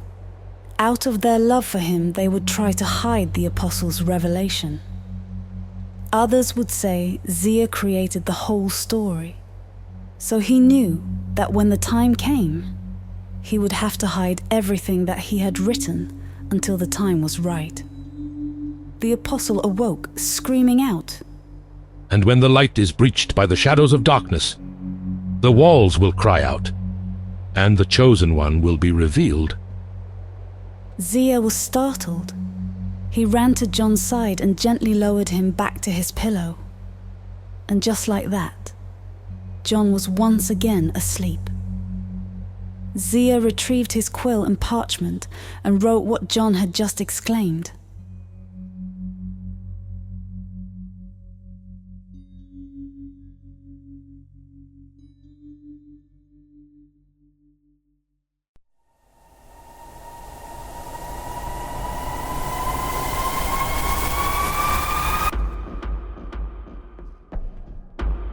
Chapter 92. Location: Temple of Light. Time: 7 years after abduction. At the eastern border of Vatican City, there stood a beautiful white building. Columns guarded its every side. The stone was so white that it seemed to radiate light. Many marveled at its beauty. It truly captivated onlookers. It was not a large building.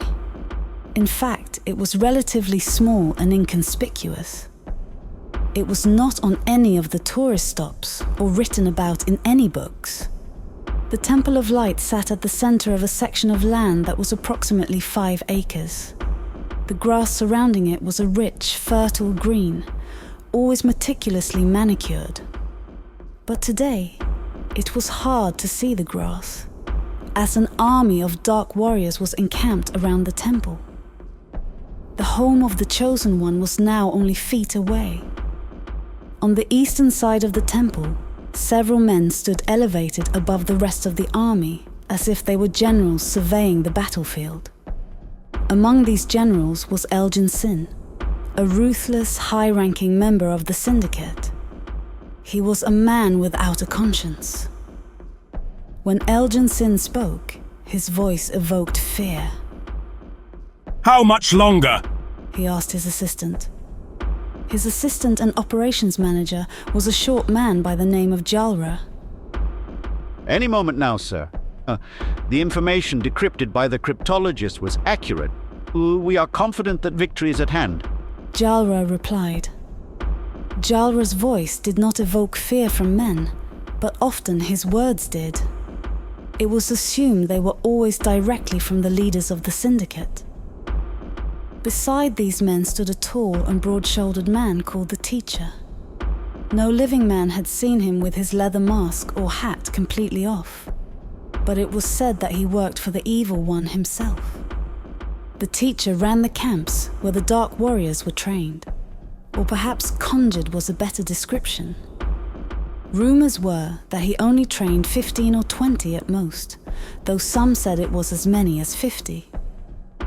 Everyone agreed that other members of his obedient Dark Army were conjured at his will.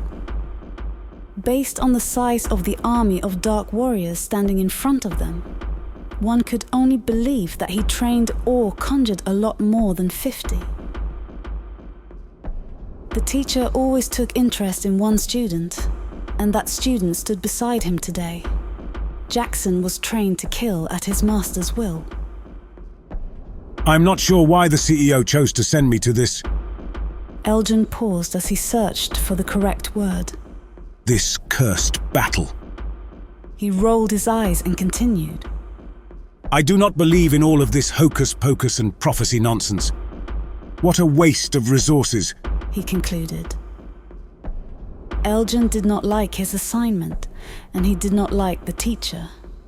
He despised contract help, as he put it. Moreover, the teacher was not part of the syndicate and did not care for the chain of command. This aggravated Elgin to no end. The teacher did not say a word. Neither did his student. Sometimes silence speaks volumes. As the first Dark Warrior breached the entrance to the Temple of Light, the structure started to emit a blinding light along with a deafening screech. The intruder was vaporized instantly, as were the 10 or 12 warriors that were right behind him. The building seemed to fracture outward until the intensifying light was gone, leaving a small army of outnumbered defenders. Each defender was clothed in white. The light warriors quickly formed a circle. At the center of the circle was a single female warrior. She sat on the ground, legs crossed and hands steepled. She seemed unconcerned about the impending battle. Light, she whispered. Let it be. Finished. Elginson spoke in a deep voice. Jarrod set forth the command. Attack!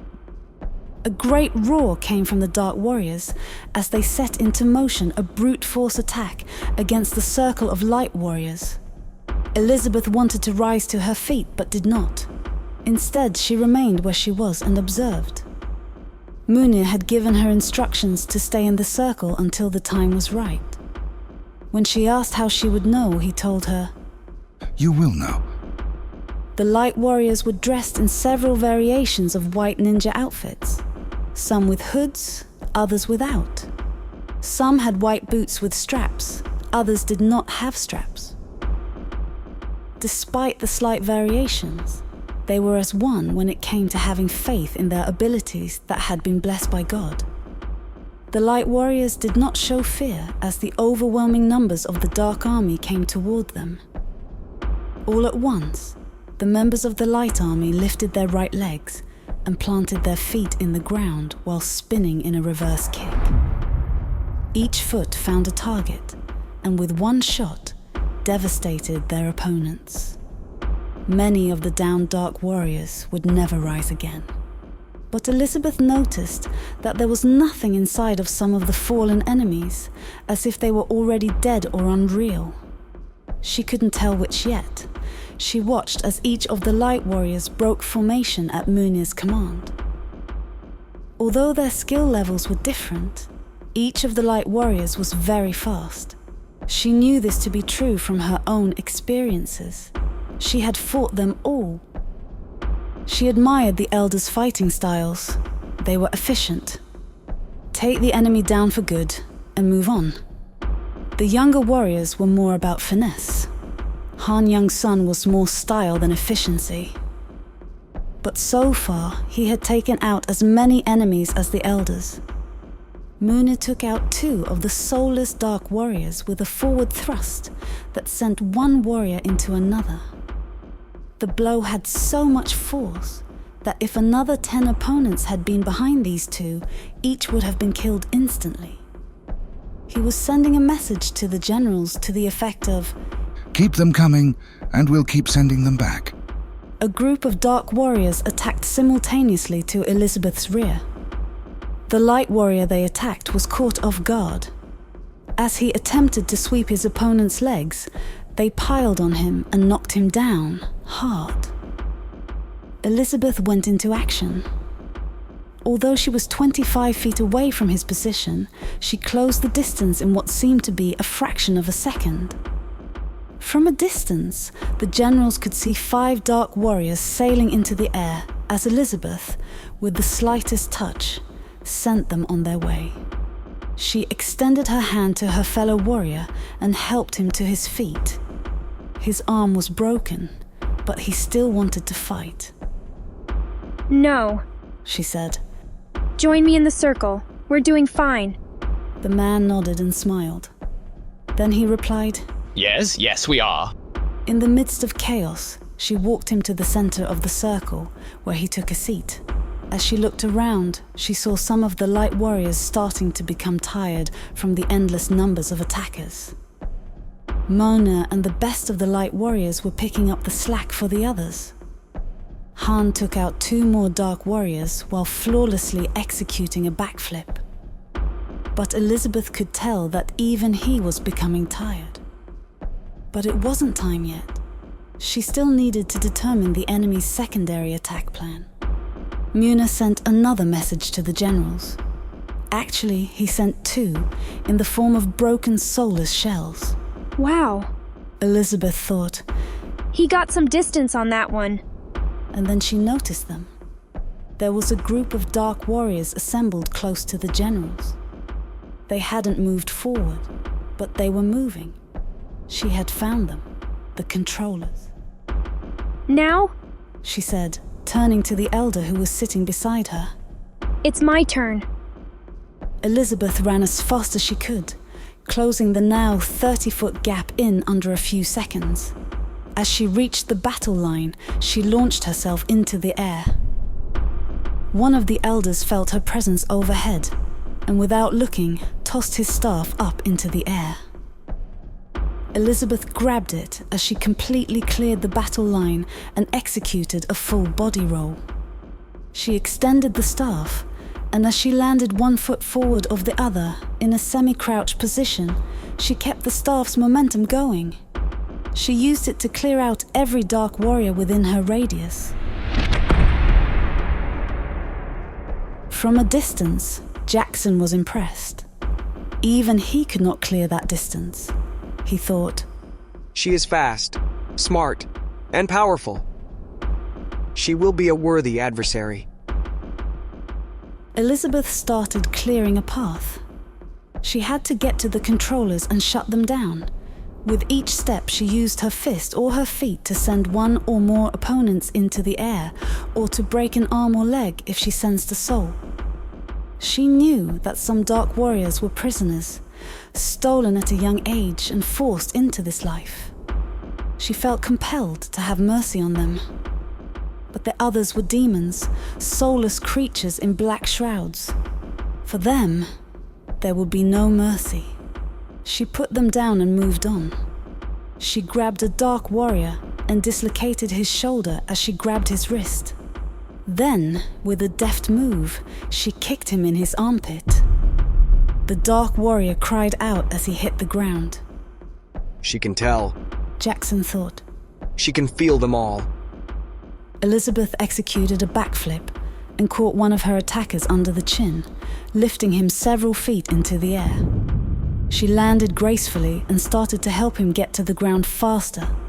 But as she stepped forward, a dark warrior grabbed her ponytail and stopped her forward motion. She kicked her right leg backward while pulling her head forward and toward the ground as if to touch her toes. Her right foot raised. She caught the dark warrior directly in the armpit, forcing him to release his grip and sending him staggering backward. Now, Jackson. The teacher growled. Jackson immediately picked up a bow and drew an arrow. He set the arrow on fire, raised it, and let it fly. He smiled, pleased with what he had done. 1 step forward, 1 enemy down. Another step forward. Another dark warrior cried out for help. When she felt the presence of a soul, she prayed that God would have mercy on them. Elizabeth was moving forward at an incredible pace. Her fists were lightning fast. She could land 5 punches before her attacker even thought about a defense. She sensed a dark warrior with a soul behind her. He was attempting to stab her with a long knife. She ducked and stepped backward, connecting her forearm with his ribcage. As he doubled over, she started to throw him into another attacker. But as she looked forward, she saw a flaming arrow overhead. She would have thrown the attacker into the air to stop the arrow, but it was too high. Instead, she drove him into the ground. She used one dark warrior as a step, while she jumped forward and walked on the face of another that was approaching her. She had to see where the arrow was headed. Munir, she thought. They are trying to kill Munir. But as she climbed, she saw the arrow hit its target. Han, no. The arrow hit him in the back and sent him to the ground. Her lifelong friend was down and immediately covered by attacking dark warriors. Han had seen the arrow heading for Munir. He chose to dive into the arrow's path in order to save Munir's life. Elizabeth landed on her feet but was distracted by what she had just witnessed. A dark warrior nearly took her head off with his foot. She blocked it at the last second, and as she turned to see where the arrow had come from, she twisted the foot of the soulless warrior, completely reversing it before she tossed him aside. She traced the arrow's path back to Jackson, who was still standing with bow in hand and with a smile on his face. She stared at him, or perhaps through him, not even acknowledging the attackers that were grabbing her, starting to weigh her down. Munir and the elders grabbed the injured, dying light warrior after removing the dark warriors that were on top of him. They quickly moved Han to a protected position. The dark warriors seemed to be coming out of thin air, and the light warriors were being overwhelmed. They were drowning in their enemy. Munir looked for Elizabeth. He saw her standing there, allowing the enemy to pile on her. No, he thought. In the background, the sirens that had been sounding in the distance seemed to be getting close. 2 Vatican police cars slid to a stop. 8 passengers exited the cars. A tall and broad-chested man, a man wearing a Vatican police uniform, a man wearing a Rome police uniform, a younger woman, an older woman, and 3 children. Dad, we can help, Jacob said. No, stay here, his father said. As the dark warriors continued to pile onto Elizabeth, she just stared at Jackson as if to say, I'm coming for you, and there is no place on earth you can hide from me. Even though she never opened her mouth, Jackson understood the look in her eyes. But his arrogance kept him from being afraid. How could a child hurt him? He looked on, returning her stare as the pile of warriors finally covered her completely. Lightning bolts flashed across the sky, striking down at the ground through the enemy's dark clouds. But what her enemy meant for evil, God would use for good. A bolt of lightning struck the spot where Elizabeth had been standing moments before. And even though the day was still young, everything went dark, and everyone on both sides stopped. Jonathan took 2 steps forward and stopped. Rebecca stepped to her father's side. The boys joined them, completing the family. For a moment, Jonathan and the children watched in silence, and then in unison, they all spoke the same word. Breathe! Within seconds, a light started to fracture the pile of dark warriors on top of Elizabeth. The light escaped in the pattern of a jigsaw puzzle. It became more intense as it grew into a blinding light. This was followed by an enormous explosion that sent Elizabeth's enemies flying through the air or vaporized them on the spot. Munir and the light warriors shielded their eyes. as did the generals, everyone but the teacher. He did not flinch. He offered a smug grin. For miles around the city of Rome and the Vatican, a beam of light could be seen piercing the black sky. It seemed to push back, or perhaps transform the black clouds into clear sky. It seemed as if the entire two cities came to a standstill, yet an overwhelming feeling of hope infected the population.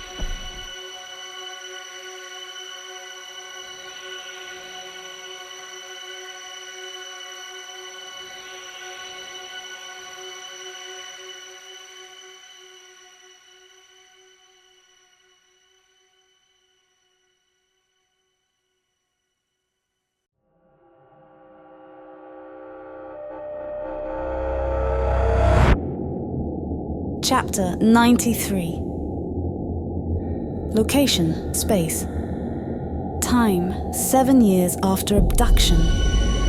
At the edge of the solar system, where Voyager was patiently making its way through the lonely depths of space, a narrow beam of intense white light passed nearby and found an unsuspecting victim.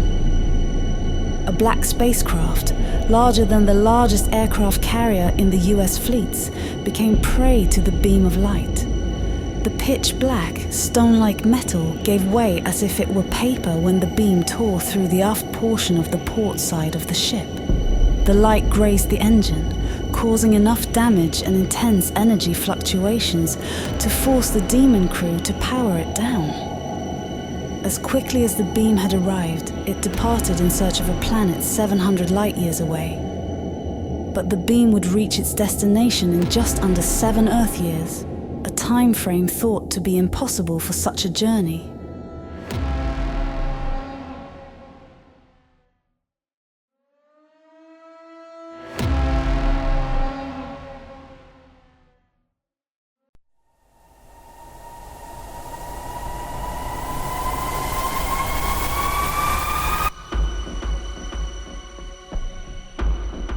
Chapter 94. Location, Temple of Light. Time, 7 years after abduction. It took a minute for the light to dissipate to the point where anyone could see. Muna smiled, but Jonathan and his family patiently waited for their eyes to take in what their hearts already believed. There, where she had been covered by her enemies only moments before, stood the Chosen One, Elizabeth Sett, daughter of Jonathan and Samantha, sister of Rebecca, Jacob and Matthew. Her brown hair was flowing in the wind that surrounded her, and her feet were several inches off the ground. In her right hand, she held a sword. It was emblazoned with one word: righteousness. Light seemed to resonate from her skin, and her eyes seemed to glow. But none of that caught Jonathan's attention. He saw the image of his wife within her. It was then that he was sure. There was no longer any speculation that he was looking at his daughter. God had returned what had been taken from him, and she was in the middle of the largest battle he had ever witnessed. From the east end of the battle, the Syndicate executive was furious. The battle was taking far too long already, and now this. His anger boiled within. He screamed, "Kill her!" at the top of his lungs, for so long that spittle dripped from his mouth. The battle erupted again, as if someone had called game on after moving out of the way of a passing car during a street football game. Every dark warrior on the field ran straight for Elizabeth, and she met them head-on. With her sword, she sliced in graceful patterns and took out handfuls of opponents at a time. Although she was careful not to kill the warriors with souls, she didn't go easy on them. The first one she hit with her left palm flew 10 feet and went through as many enemies. He would likely never walk again, but neither would he die at her hand today. With a turn and a deft kick, she sent 3 others head over heels and screaming in pain. She was even more efficient than she had been before. Selective in what amount of pain to inflict and which opponents to end forever. Her sword never stopped moving. Master, may I? Jackson asked his teacher. He was eager to fight. It is not your time, the teacher replied. Then he turned to Jarrod and issued an order. Have them attack the other light warriors in force. Jarrod looked to his boss, who confirmed his statement with a nod. And Jarrod did as the teacher asked. Speaking to the 20 dark warriors in front of the general's perch, Jarrod ordered, Attack the light warriors in force! The 20 warriors stomped the ground and shifted their stances. They pushed their hands against the air and ended with a loud grunt.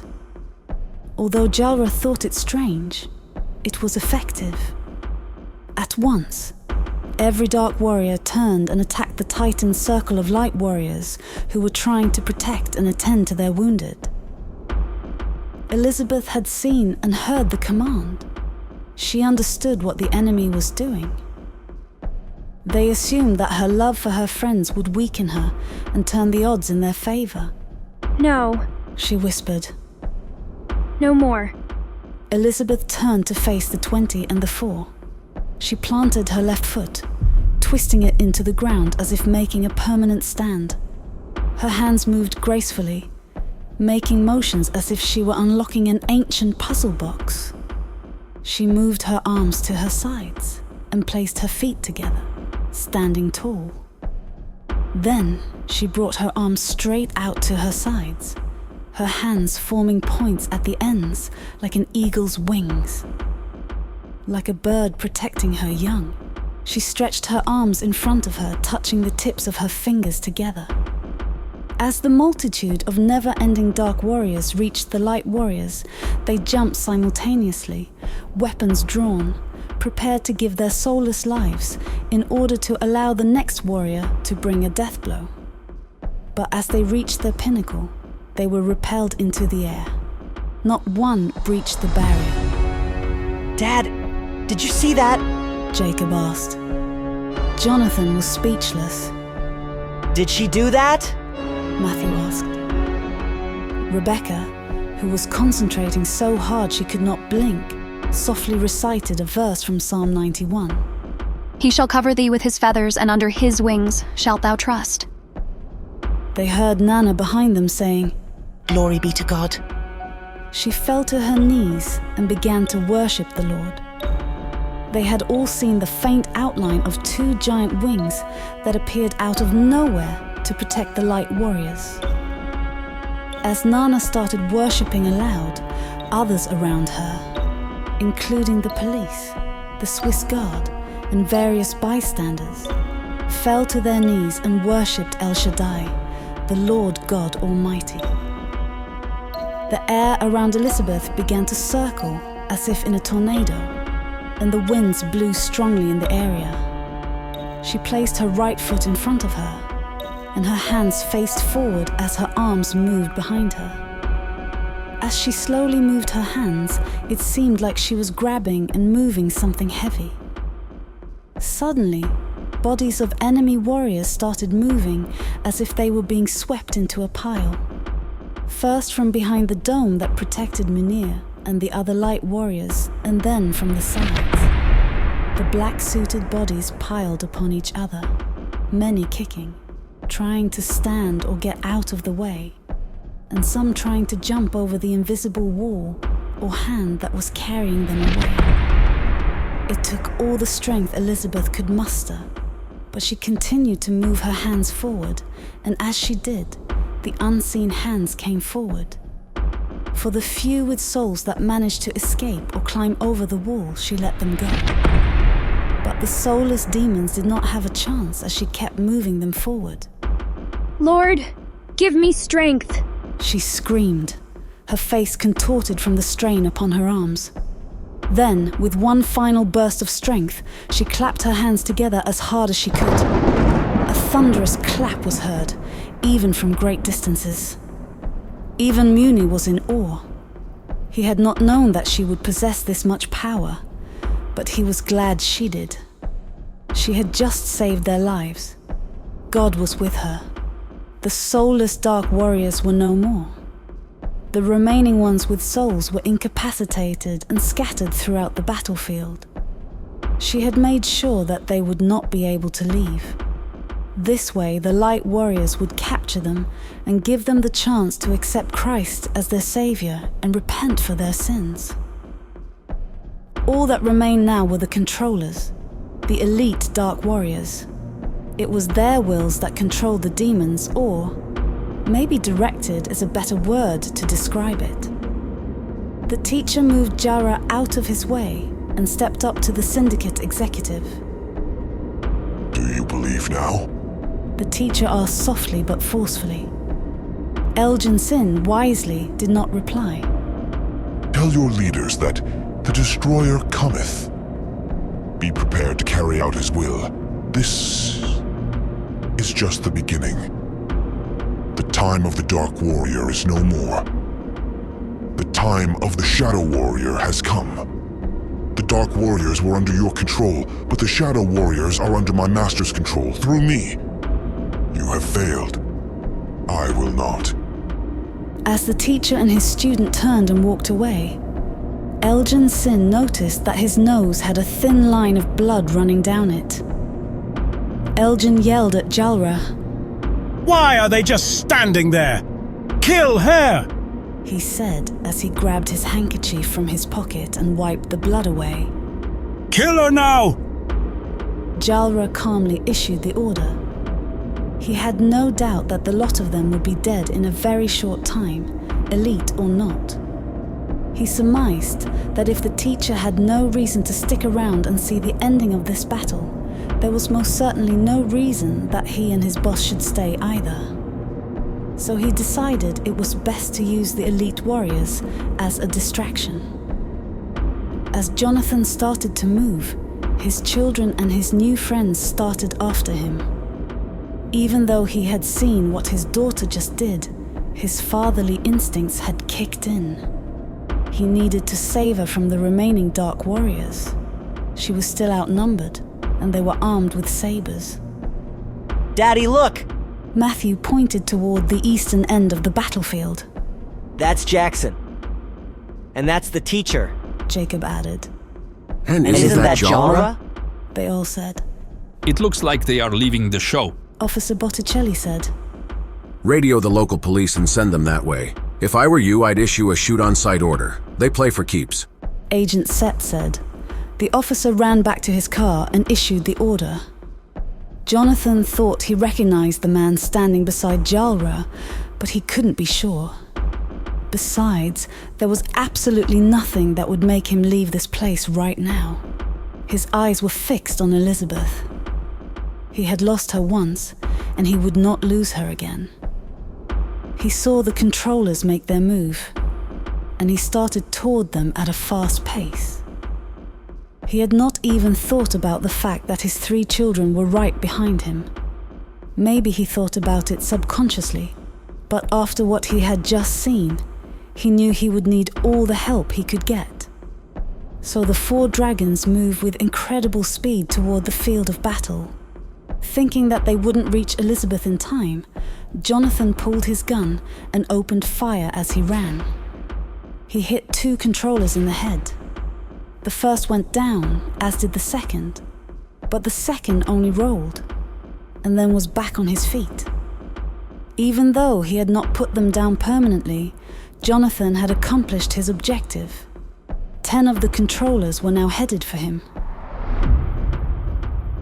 The controllers were fast, but Elizabeth decided that they would have to be in order to control an army of thousands. They were also synchronized. She didn't want to draw this out. Her friend was dying and needed her help. Then she heard 2 gunshots ring out, something that she had not heard during the battle until this point. She spotted 4 people at the south end of the battlefield moving fast, faster than she had ever seen normal people move. It was a man, a girl, and 2 boys. What are they doing? she wondered. Don't they see there's a battle going on? Within seconds, the elite dark warriors surrounded her. Elizabeth suddenly noticed that her sword wasn't in her hand. She didn't remember putting it away, and certainly no one had relieved her of it. But she sensed that it would be there when she needed it. Jonathan tore through the first controller. The sum of his might hit the being at full impact. Jonathan could hear the bones in the elite warrior's soulless body separate. Jonathan knew that the controllers weren't really alive.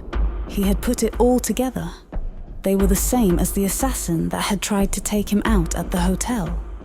The symbol that branded their uniforms was the same image as the tattoo on the dead body that had walked out of the hospital in the middle of an autopsy. For all he knew, this was the assassin right in front of him. They were demons, already dead, and he would have no mercy on them. Jacob saw Rebecca going low on one of the controllers and decided to go high on the same one. They folded him in half. The warrior didn't move. His body was once again lifeless. Matthew decided that 2 was better than 1 as he slid and rolled under the first of 2 controllers. His roll turned into a handspring, and he used his momentum to bolt into the chest of the second controller, knocking him completely off his feet and sending him headfirst into a third. Those weren't exactly the 2 he was going for, but in the end, it worked out well. With their initial momentum gone, the 4 dragons regrouped, forming a line between the remaining controllers and Elizabeth. Elizabeth didn't know what was going on, but she was grateful for the help. After all, she did have 10 controllers gathering around. Short and sweet, she thought to herself as the 10 circled her. She remained fixed in her position, partly because she was watching the other 4 people fight the remaining controllers. Ooh, that's gonna hurt, she thought as she saw someone. Matthew? She said in a soft whisper as her eyes lit up. Matthew, Jacob, Rebecca, and... One of the controllers positioned behind her became impatient. Thinking she was distracted, he unsheathed his knife and hurled it at Elizabeth. Without even thinking, she was in the air, twisting her body 360 degrees as she kicked it back at the controller.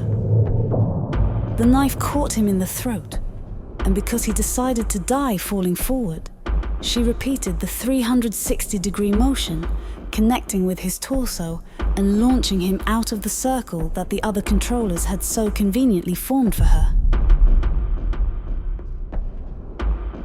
Earth, Rebecca yelled. Water, Jacob said. Air, Matthew followed. Flight, Jonathan finished. Elizabeth heard the calls and smiled. Muna heard it as well. And they shall share the field of battle, ever joining them together as an angel, and light look on. He repeated a part of the prophecy as he looked from the battlefield to the hill where Angelina and Nersen, whose name means light, were still standing. And they would be victorious over their common enemy. Elizabeth had seen enough. She wanted in on the fun, but she needed to get rid of these pesky controllers first. As she turned her attention back to the evil that had encamped about her, she let her guard drop, and the controllers made their move.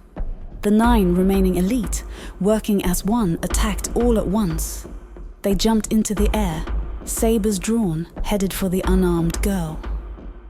But as they reached the peak of their climb, Elizabeth summoned her sword and brought it down to her side. Then she bent her knees and jumped as high as she could. Munir watched in what seemed to be slow motion. His eyes widened. As she left the ground, she twisted her body and sent herself spiraling up through the center of the 9 falling elite dark warriors. She narrowly escaped the razor-sharp points of the controller's sabers.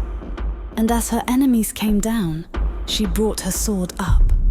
Muna watched as she spiraled up through the center of the 9. As she raised her sword above her head, it seemed to radiate light. Her blade had effortlessly separated 9 arms, slowing the downward momentum of the severed limbs slightly. The second spiral severed their heads from their bodies. The ground waited patiently for the return of the bodies as Elizabeth seemed frozen in the air, sword straight above her head, her spiral coming to an end.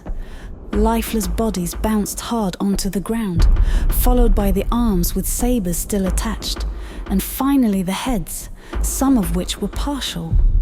Elizabeth landed gracefully in the middle of the bloodless mess of bodies and parts. She paused for a moment and then sprinted to her family, which was about to face off against the remaining Dark Warrior controllers. The controllers had managed, through a series of maneuvers, to arrange themselves in a semicircle around the 4 dragons. Can I be invisibility? Elizabeth asked, with an undeniably cute smile on her face. What the... Matthew and Jacob were both caught off guard. Rebecca and Jonathan didn't react as noticeably as the twins. The 4 dragons turned their heads to see Elizabeth standing beside them, her stance indicating she had mastered the dragon of invisibility.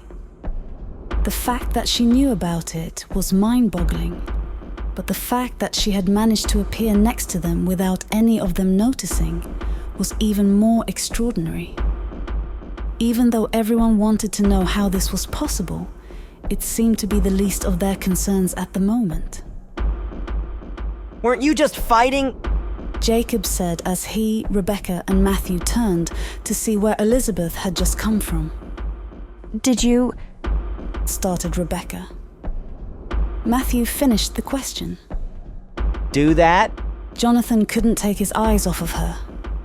She was the image of everything Samantha had been, strong and beautiful with a sense of humor. Elizabeth took note of Jonathan's gaze and introduced herself. Hello, Father, she said with a slight bow. In an ordinary setting, it would be time for hugs and tears, Jonathan thought. But that will have to wait. After all, there is a fight taking place. But his heart didn't care, and neither did his children's. He reached out, grabbed her, and held her tight. Tears were streaming down each of their faces. Angelina and Nana watched from a distance. They both cried in joy. It seemed that everyone had given up on the battle, except for the remaining controllers standing about 10 feet from the reunited family. Munir, shouldn't we help them? One of the monks asked. Munir smiled and said, No, my friend. They do not need our help. Just then, the remaining controllers, sensing an opportunity to bring the battle to a close, delivered their death blows. From a distance, all that could be seen was the now 5 dragons standing and walking away.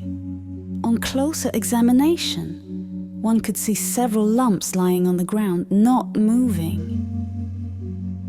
Did you see that? Another one of the Light Warriors asked. No, I can't say that I did. Munir answered. He took a moment to look at the beautiful sight that was approaching him before addressing several of the elders. It is time for you all to go. It has been my pleasure, but we must part company and stand down until the need arises. Remember that this is just the beginning. Always continue to be prepared. Although they had known that this time would come, it was not easy. But it was time for the Light Warriors to retreat into the light. My brothers, may the Lord bless and keep you. May the Lord make his face to shine up on you and be gracious unto you. May the Lord lift up his countenance upon you and give you peace. Farewell. Munir addressed the Light Warriors for the last time as they gathered the final wounded in their company and disposed of the controllers in such a way that they could not rise again. Munir remained alone in the center of the battlefield. Elizabeth and her newfound family had not noticed the field being cleared or that the Light Warriors had left the battlefield. As the family neared Munir, they were joined by their friends. Angelina, Nana, Antonio, Officer Botticelli. Jonathan noticed the look on the officer's face, but continued. I'd like you to meet Elizabeth Sett, the newest addition to the Sett family. They each offered greetings and added how nice it was to see the family reunited. Angelina made note of the huge smile on Jonathan's face. She also noted how Nana was looking at, or trying not to look at, the single remaining light warrior. After everyone had said their hellos, Elizabeth turned to Munir and introduced him. This is Munir, my teacher, mentor, and friend. The introduction nearly brought a tear to Munir's eye. He knew that from this day on, their lives would be completely different. He had enjoyed his time with Elizabeth. She was like his daughter. Jonathan reached out to shake Munir's hand. Elizabeth continued, Munir has protected me and taught me since he brought me here after I was born. As Jonathan shook his hand, the words struck home. Munir's sleeve rose slightly, displaying a tattoo on his forearm. It was the same tattoo that had been posted on his office wall for 7 years. Jonathan froze as he held the hand of the man who had abducted his daughter and killed his wife. In an uncontrolled moment, 7 years of pain rose within his flesh. He rapidly drew his pistol from its holster, pointed it at Munir's chest, and began to pull the trigger. In that same moment, Elizabeth's words had registered with the others as well. The lieutenant and Officer Botticelli also went for their guns. No, Mr. Sett, please don't. Nana screamed. Dear God, have mercy on our souls. Elizabeth started to move, but noticed that Munir had not. She didn't understand, but she knew that God would handle the situation. Father, she said in a calm, sweet voice. Daddy, she said. Jonathan's heart was in pain. You killed my wife. No, Nana said. He is my brother. Please, Mr. Sett, do not kill him. She moved to Munir's side and held his arm. Jonathan was stunned. Had Nana known all these years? His mind couldn't process her words. It could not be possible. Elizabeth put her hand on Jonathan's arm. No, he didn't, she said calmly. Peace, she said. The word echoed, and the world seemed to stand still. Her voice was as clear as anything Jonathan had ever heard. Search your mind. He saved us. You and me. He tried to save my mother too. He pulled you from the car after the accident. Jonathan could see it clearly. He said, A truck was waiting for us. I didn't see it in time, and it sped up to hit us. It broadsided us, hit us right in Sam's door. We flipped and we hit something, and the car stopped. We were upside down. Sam was bleeding. Her hair had blood in it. There was so much blood. I saw an arm. Someone pulled me out of the car. They had a tattoo on their arm. That's the last thing I remember. It was Munir who pulled you and my mom from the car. By this time, Elizabeth had removed the gun from Jonathan's hand and given it to the lieutenant. She sat him down on the ground and knelt beside him. The boys and Rebecca recognized the Dragon of Peace, even though they had never seen it before. Elizabeth had used it on her father, as she had used it on the remaining Dark Warriors only moments earlier. Elizabeth continued explaining the events of her birth. Munir killed the assassin who tried to kill you and Mom to prevent me from being born. They wanted to prevent me from fulfilling the prophecy. He took me from the hospital to hide me and protect me, and also to protect you and the others. Munir spoke. I am truly sorry, Agent Sett. You have had to endure much. Jonathan was still trying to wrap his head around everything. He needed to process all of it, but he knew Elizabeth was right. His heart needed to catch up to his mind, and that was going to take a while. In the background, sirens were getting louder. Officer Botticelli had called for backup earlier, because he anticipated needing to arrest several of the Dark Warriors. But as he looked around, there seemed to be none left. How am I going to explain this? He thought. Muna said, I'm ready to turn myself in. That statement caught everyone by surprise. Jonathan stood and looked Muna in the eyes. I don't understand, he said. Someone must be arrested in connection with the recovery of your daughter. There are warrants throughout the world for information leading to the return of Elizabeth Sett. She cannot simply walk back into your life without questions. Munir, no. Nana begged. It is okay, Nursen. Muna said. You can visit me. I would like that.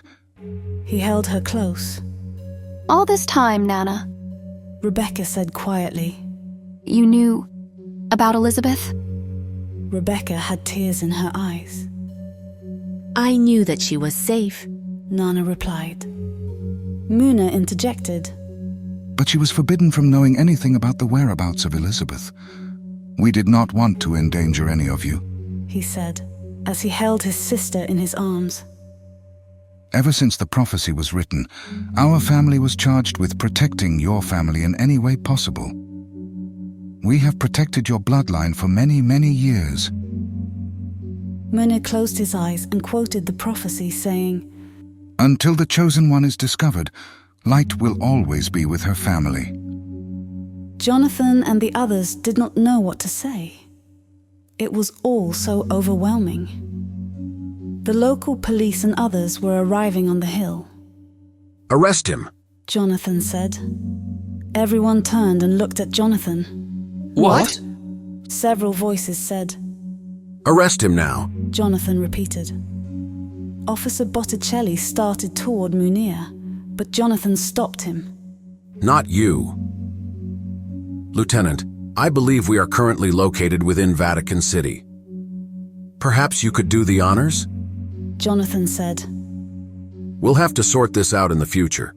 And for my own peace of mind, I'll need to verify Munir's story. But we will work this out, I promise. If what you say is true, and I believe it is, I owe you a great debt of gratitude, and I always repay my debts. Jonathan extended his hand, and Munir accepted it. Nana, for now, I'd like it if you would remain here in Rome near your brother. I need time to process all of this. You've been a part of the kids' lives since the twins were born. We love you and you are a part of our family. But we're going to need time, Jonathan explained. Nana nodded. Jonathan noticed Angelina again and turned to Munir. Tell me about Father Dominique de Gennaro, he said. Munir turned to Angelina. So you are the adopted daughter of Father Dominique de Gennaro, his little angel. Munir smiled. I thought you looked familiar. I have heard so many stories about you. He was especially proud of you, Angelina, and of you, Antonio Rosso. Munir turned and looked at the lieutenant. Tears were streaming down their faces. The father was once her foster parent, and from the look on Antonio's face, his as well. He was a good friend, and I miss him with all my heart. A member of his family's bloodline built the Temple of Light. It's a tesseract, or it was anyway, Elizabeth said with a proud smile. Duh! The boys both smacked their heads. Of course, the Shaska camera! It's a tesseract! They said in unison. Angelina chimed in. Does that mean it's bigger inside than out? She said. Yes! Matthew, Jacob, and Elizabeth answered.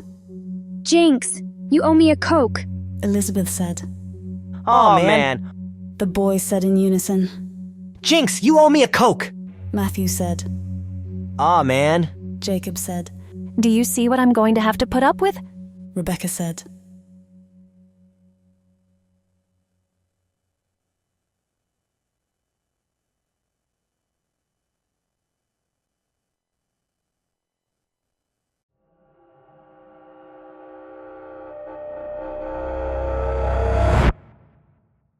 Chapter 95.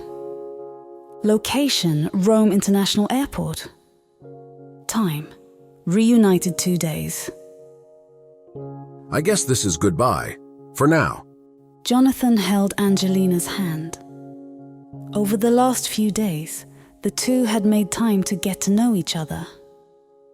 At the same time, Jonathan and the children made time to get to know Elizabeth. It seemed like the conversations were never ending, talking about one subject and then another. It was almost as if Elizabeth had always been a part of the family, and for the most part, she really had. She knew things that she could not or should not have known. God had supplied her with visions and dreams of her family. They were apart physically, but never completely apart. Angelina would return to the Vatican for now. Her cousin and foster brother, Lieutenant Rosso, would likely take the place of the captain of the guard, at least for the time being. Officer Botticelli was offered a position with the Vatican's Swiss Guard, but opted to stay with the Rome Police Department. The Vatican sent him a commendation for his role in saving key Vatican assets.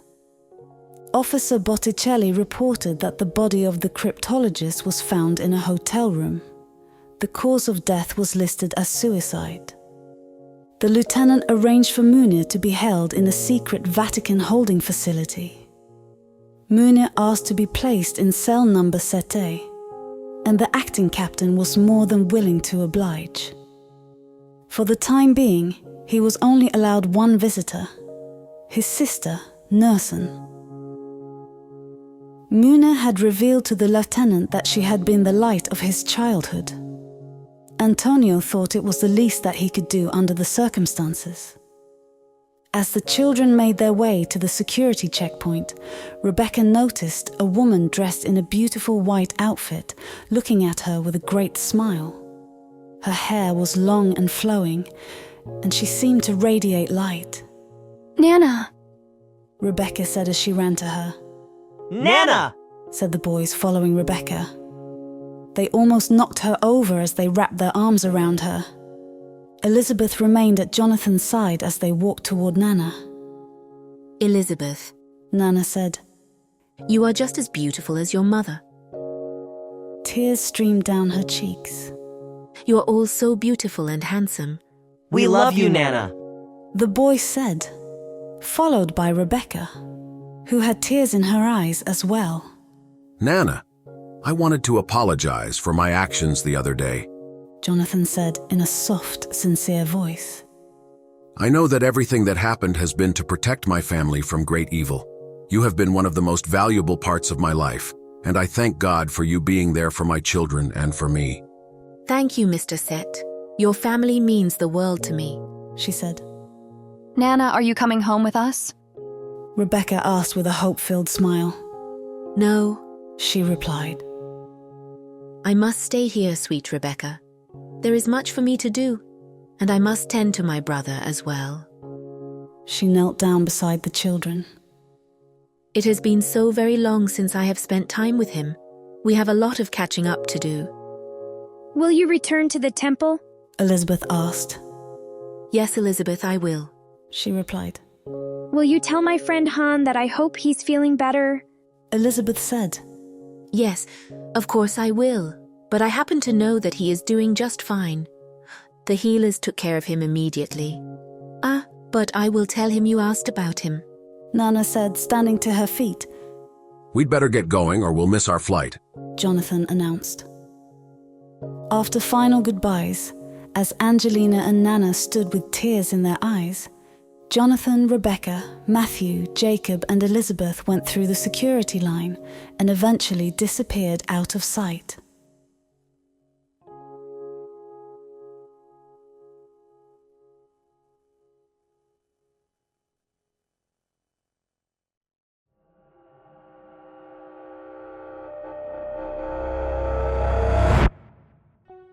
Chapter 96.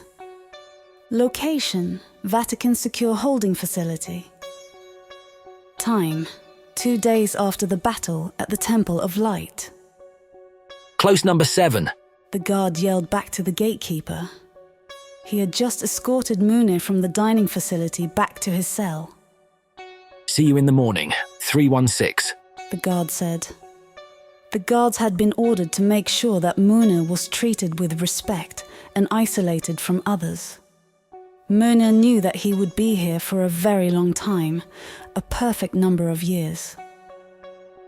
But he did not mind. He praised God for the honor. Portions of the prophecy had come true, and he had played his part. His family had been charged with protecting that which must be protected, and they had done just that. Now it was his job to wait and to prepare for the time of the endgame. This would be a battle for life on Earth, the battle between light and dark that would coincide with the arrival of the destroyer. Munir knew what only a handful of people knew. The prophecy of the 7th Elizabeth was only halfway through its 15-year timeline. The battle at the Temple of Light marked the destruction of the Dark Army and the Dark Warriors. This was something that had to come to pass. But the Destroyer and his earthly partners would now release the Shadow Army into the world. It would likely take time to build, but this too was something that must come to pass. Munir knew that Elizabeth's next 7 years would be filled with battles, some victorious and some not. He also knew that on her 14th birthday, she would face the biggest fight of her life. The battle between light and dark, he whispered to himself.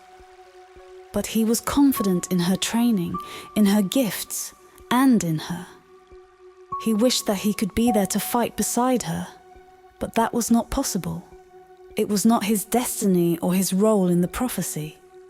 He took comfort in the fact that Elizabeth's family would be beside her. Oh, how badly he wanted to see the axe of the dragons firsthand. It was the most exciting part of the prophecy and the topic of many late-night conversations with the elders. For now, though, he was resolved to wait.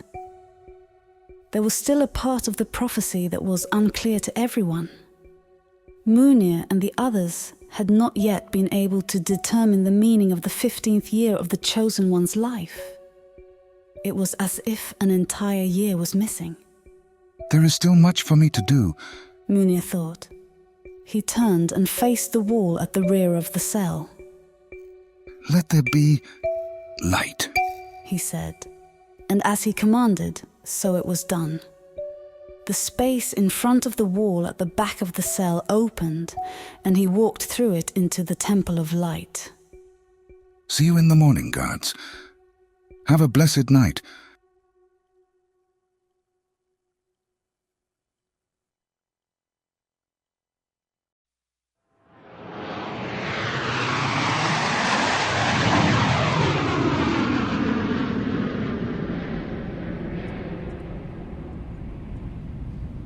Chapter 97. Location: Flight 322 to Jacksonville, Florida. Time: reunited 2 days. Nana, he thought. How could she keep those secrets all of these years? He had forgiven her, but he truly needed time to pray, process it, and rebuild trust. He knew that prayer would be the answer. His mind kept taking him to a sermon that his pastor had taught on love and forgiveness. In the sermon, he spoke of how love was patient and kind, and how it was not easily angered. He also spoke about love keeping no record of wrongs. Jonathan promised himself he would look at 1 Corinthians 13 when he got home. Elizabeth, Jonathan said, motioning for Elizabeth to look out the window of the airplane. Take a look.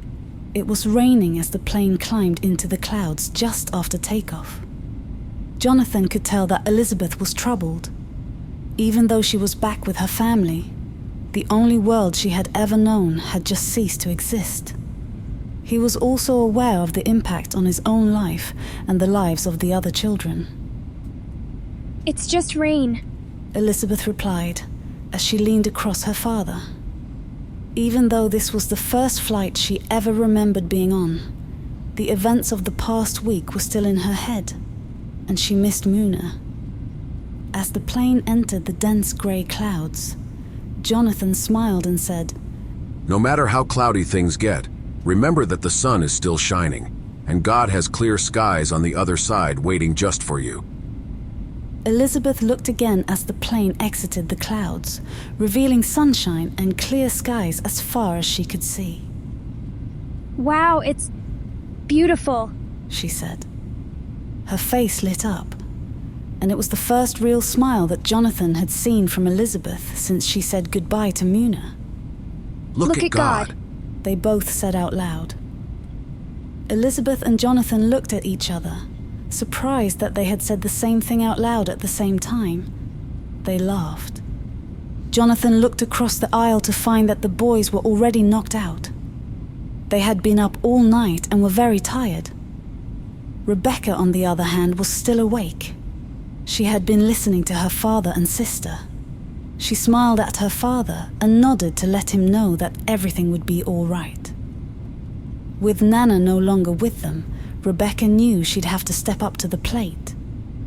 Rebecca reached out her hand across the aisle and Elizabeth took hold. A few hours later, the boys were awake and reading the in-flight magazines. Later, Jacob put his magazine down and leaned across Rebecca. He had a question for Elizabeth that had been on his mind since the battle. In all of his battles, he had never killed anyone. He had seen his father kill the assassin, and had also seen how this seemed to be an emotional burden on his father. "Elizabeth?" he said. "Yes, Jacob," she replied. "Are you okay?" he asked. "Sure, why do you ask?" she said. Matthew had leaned over as far as he could to listen in. "Well, we all watched you kill like 900 Dark Warriors, but you don't seem affected by it," Jacob said. "And well, I was just wondering if you were okay." In front of him, Jonathan could see that two kind older ladies were twisting their heads as they heard what Jacob had said. "Kill?" Elizabeth said. She seemed taken aback. "I've never killed anyone in my life. Life is precious. I would never take a life without giving a chance for salvation." Matthew chimed in as Jonathan was about to ask the children to keep it down. "But we saw you kill all of those Dark Warriors," he said. "Oh, you have it all wrong. I didn't kill anyone. Did you notice that sometimes I would only break a limb or crack a bone, and other times I would dismember a Dark Warrior?" she asked. "Oh yeah, you were awesome," Matthew said. Jonathan cleared his throat, desperately trying to get the attention of the children. "Well, the ones that I put down hard or dismembered weren't alive. They didn't have souls. They were demons that served the Dark One," Elizabeth explained. "The ones that I disabled, so to speak, had souls. I needed to stop them, but I couldn't take their lives. There is still time for them to repent. I would never take that opportunity from a person." Oh. Rebecca, Matthew, and Jacob said at once. Jonathan cleared his throat again, louder this time. Everyone heard him this time. He leaned over and said, "Can we talk about this later in a less public place?" Oh. The four children said simultaneously. "You owe me a Coke," Elizabeth said to her siblings. "Aw, man," the others said. Jonathan thought about what Elizabeth had said. He had missed out on her education and more as she grew up. Somehow, though, she had the same view of life as he did, as if he had taught it to her himself. "Look at God," he whispered as he looked at his four beautiful children.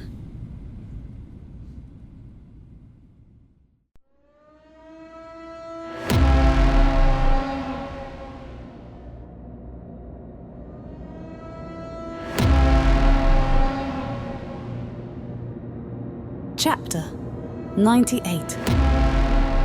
Location: the outer edge of Earth's solar system. Time: 2 days after the battle at the Temple of Light. Damage report. It had been 2 Earth days since the beam of light had disabled the destroyer's vessel. He was not in a good mood, not that he ever was. Each time he had asked for a damage report, he had killed the demon slave that brought it to him. She is powerful, he thought. And now she will have 7 more years until we reach Earth. I cannot chance her growing stronger. He arose from his command chair and slowly moved to the communications array. His hoof-shaped boots defined each of his steps. How may I serve you? A voice asked. Then the owner of the voice turned his chair around. The humanoid male sat in the chair and served as the communications officer. The ridges on his nose and brow were the only features that set him apart from a man born on Earth. Open a channel and encode another message, the destroyer ordered. Yes, Master. The humanoid answered. A moment later he added, The channel is open. Lights flashed on Voyager's aft panel. Rise, Shadowani. Destroy E7. The destroyer is coming. The message was sent, but it would take some time for it to reach Earth.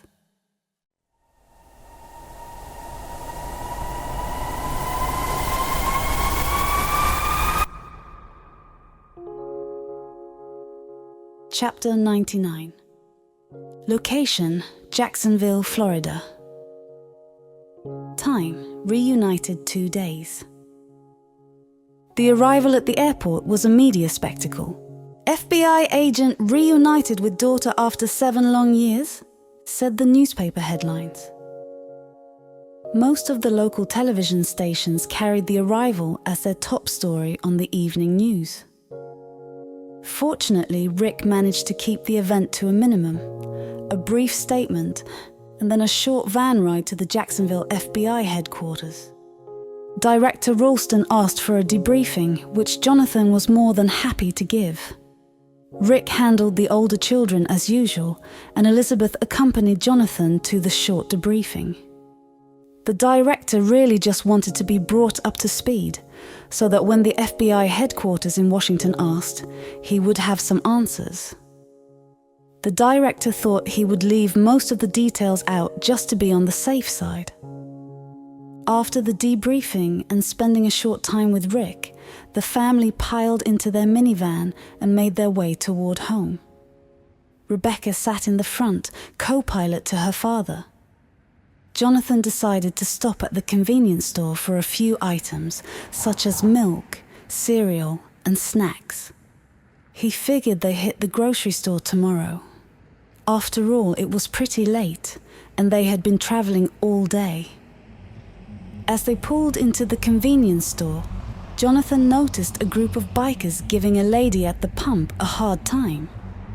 They had her car blocked in and seemed to be taunting her. One of them had a knife, and the woman looked terrified. Jonathan put the van in park and turned to his children. Stay in the car, he said. Rebecca, you're in charge. Call 911 and tell them a federal officer needs assistance. Jonathan turned back to the boys and Elizabeth and repeated, Stay in the car. Jonathan got out of the car and started toward the bikers. Good evening, gentlemen. What seems to be the problem here? He said, redirecting the attention of the bikers. You best turn around and get out of here before you get hurt. This ain't none of your business, said the man with the knife. Well, that's where you're wrong. You see, I'm a federal officer, and to me, it really doesn't look like this nice lady wants as much attention as you guys are giving her this evening, Jonathan replied. Yeah, well, what is it you think you're gonna do to all of us, Mr. Federal Officer? Said the man with the knife, as his friends started to move closer to Jonathan. Well, let's say you let the nice lady go, and I'll let you go. A few others had now dismounted from their bikes. How about we just pound you into the ground and get back to our business? Another biker was slowly approaching Jonathan. Well, you could try, but then I'd have to take all of you into custody, and it's already been such a long day, Jonathan said, not giving an inch. Most of the bikers laughed, and the man with the knife turned his attention away from the woman and toward Jonathan. You in what army? He asked. A few seconds ago, Jonathan had heard the van doors open and shut. What part of stay in the car was not understandable? He thought. Need any help, Daddy? Elizabeth asked, as she, Rebecca, and the twins stepped up beside their dad. The 5 of us are going to have a talk when we get home. Jonathan paused, looking at his children and then at the bikers. But for now, try not to hurt them. Too much.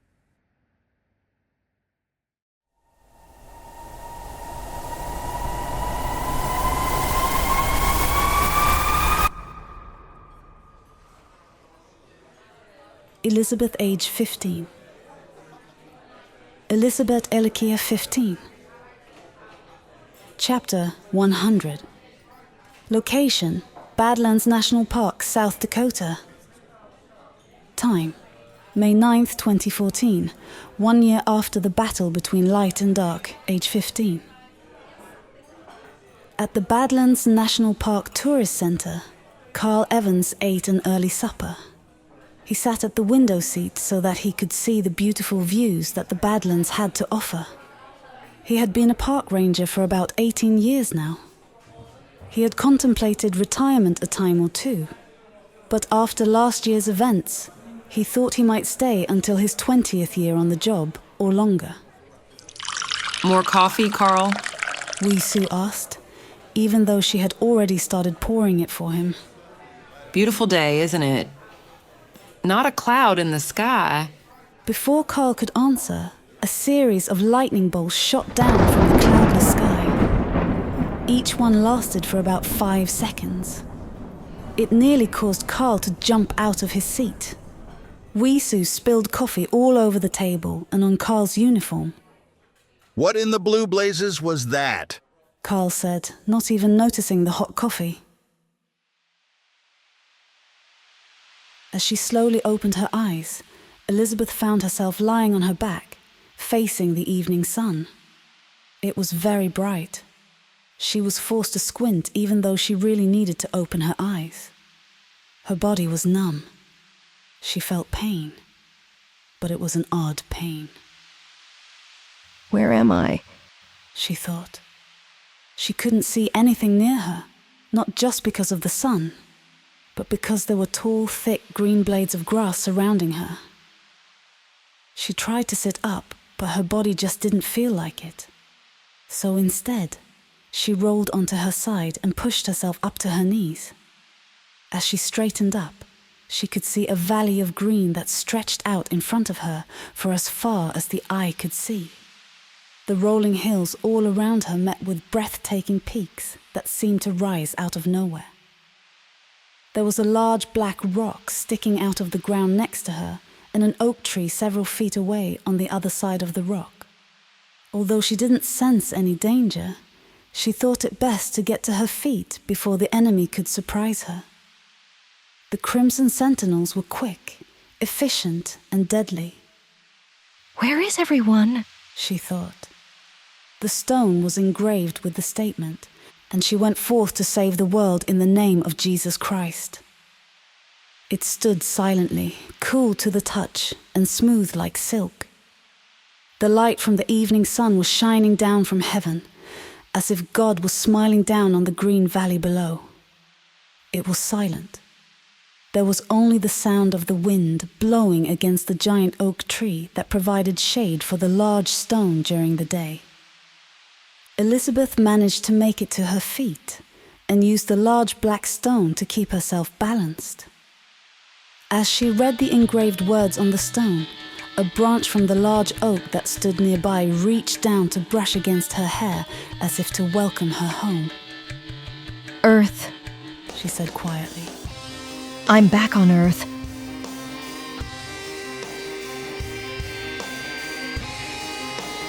The end of Book 1. This is Jarrod Edge. I hope you have enjoyed this unabridged production of The Prophecy of the Seventh Elizabeth, The Battle Between Light and Dark, Book 1.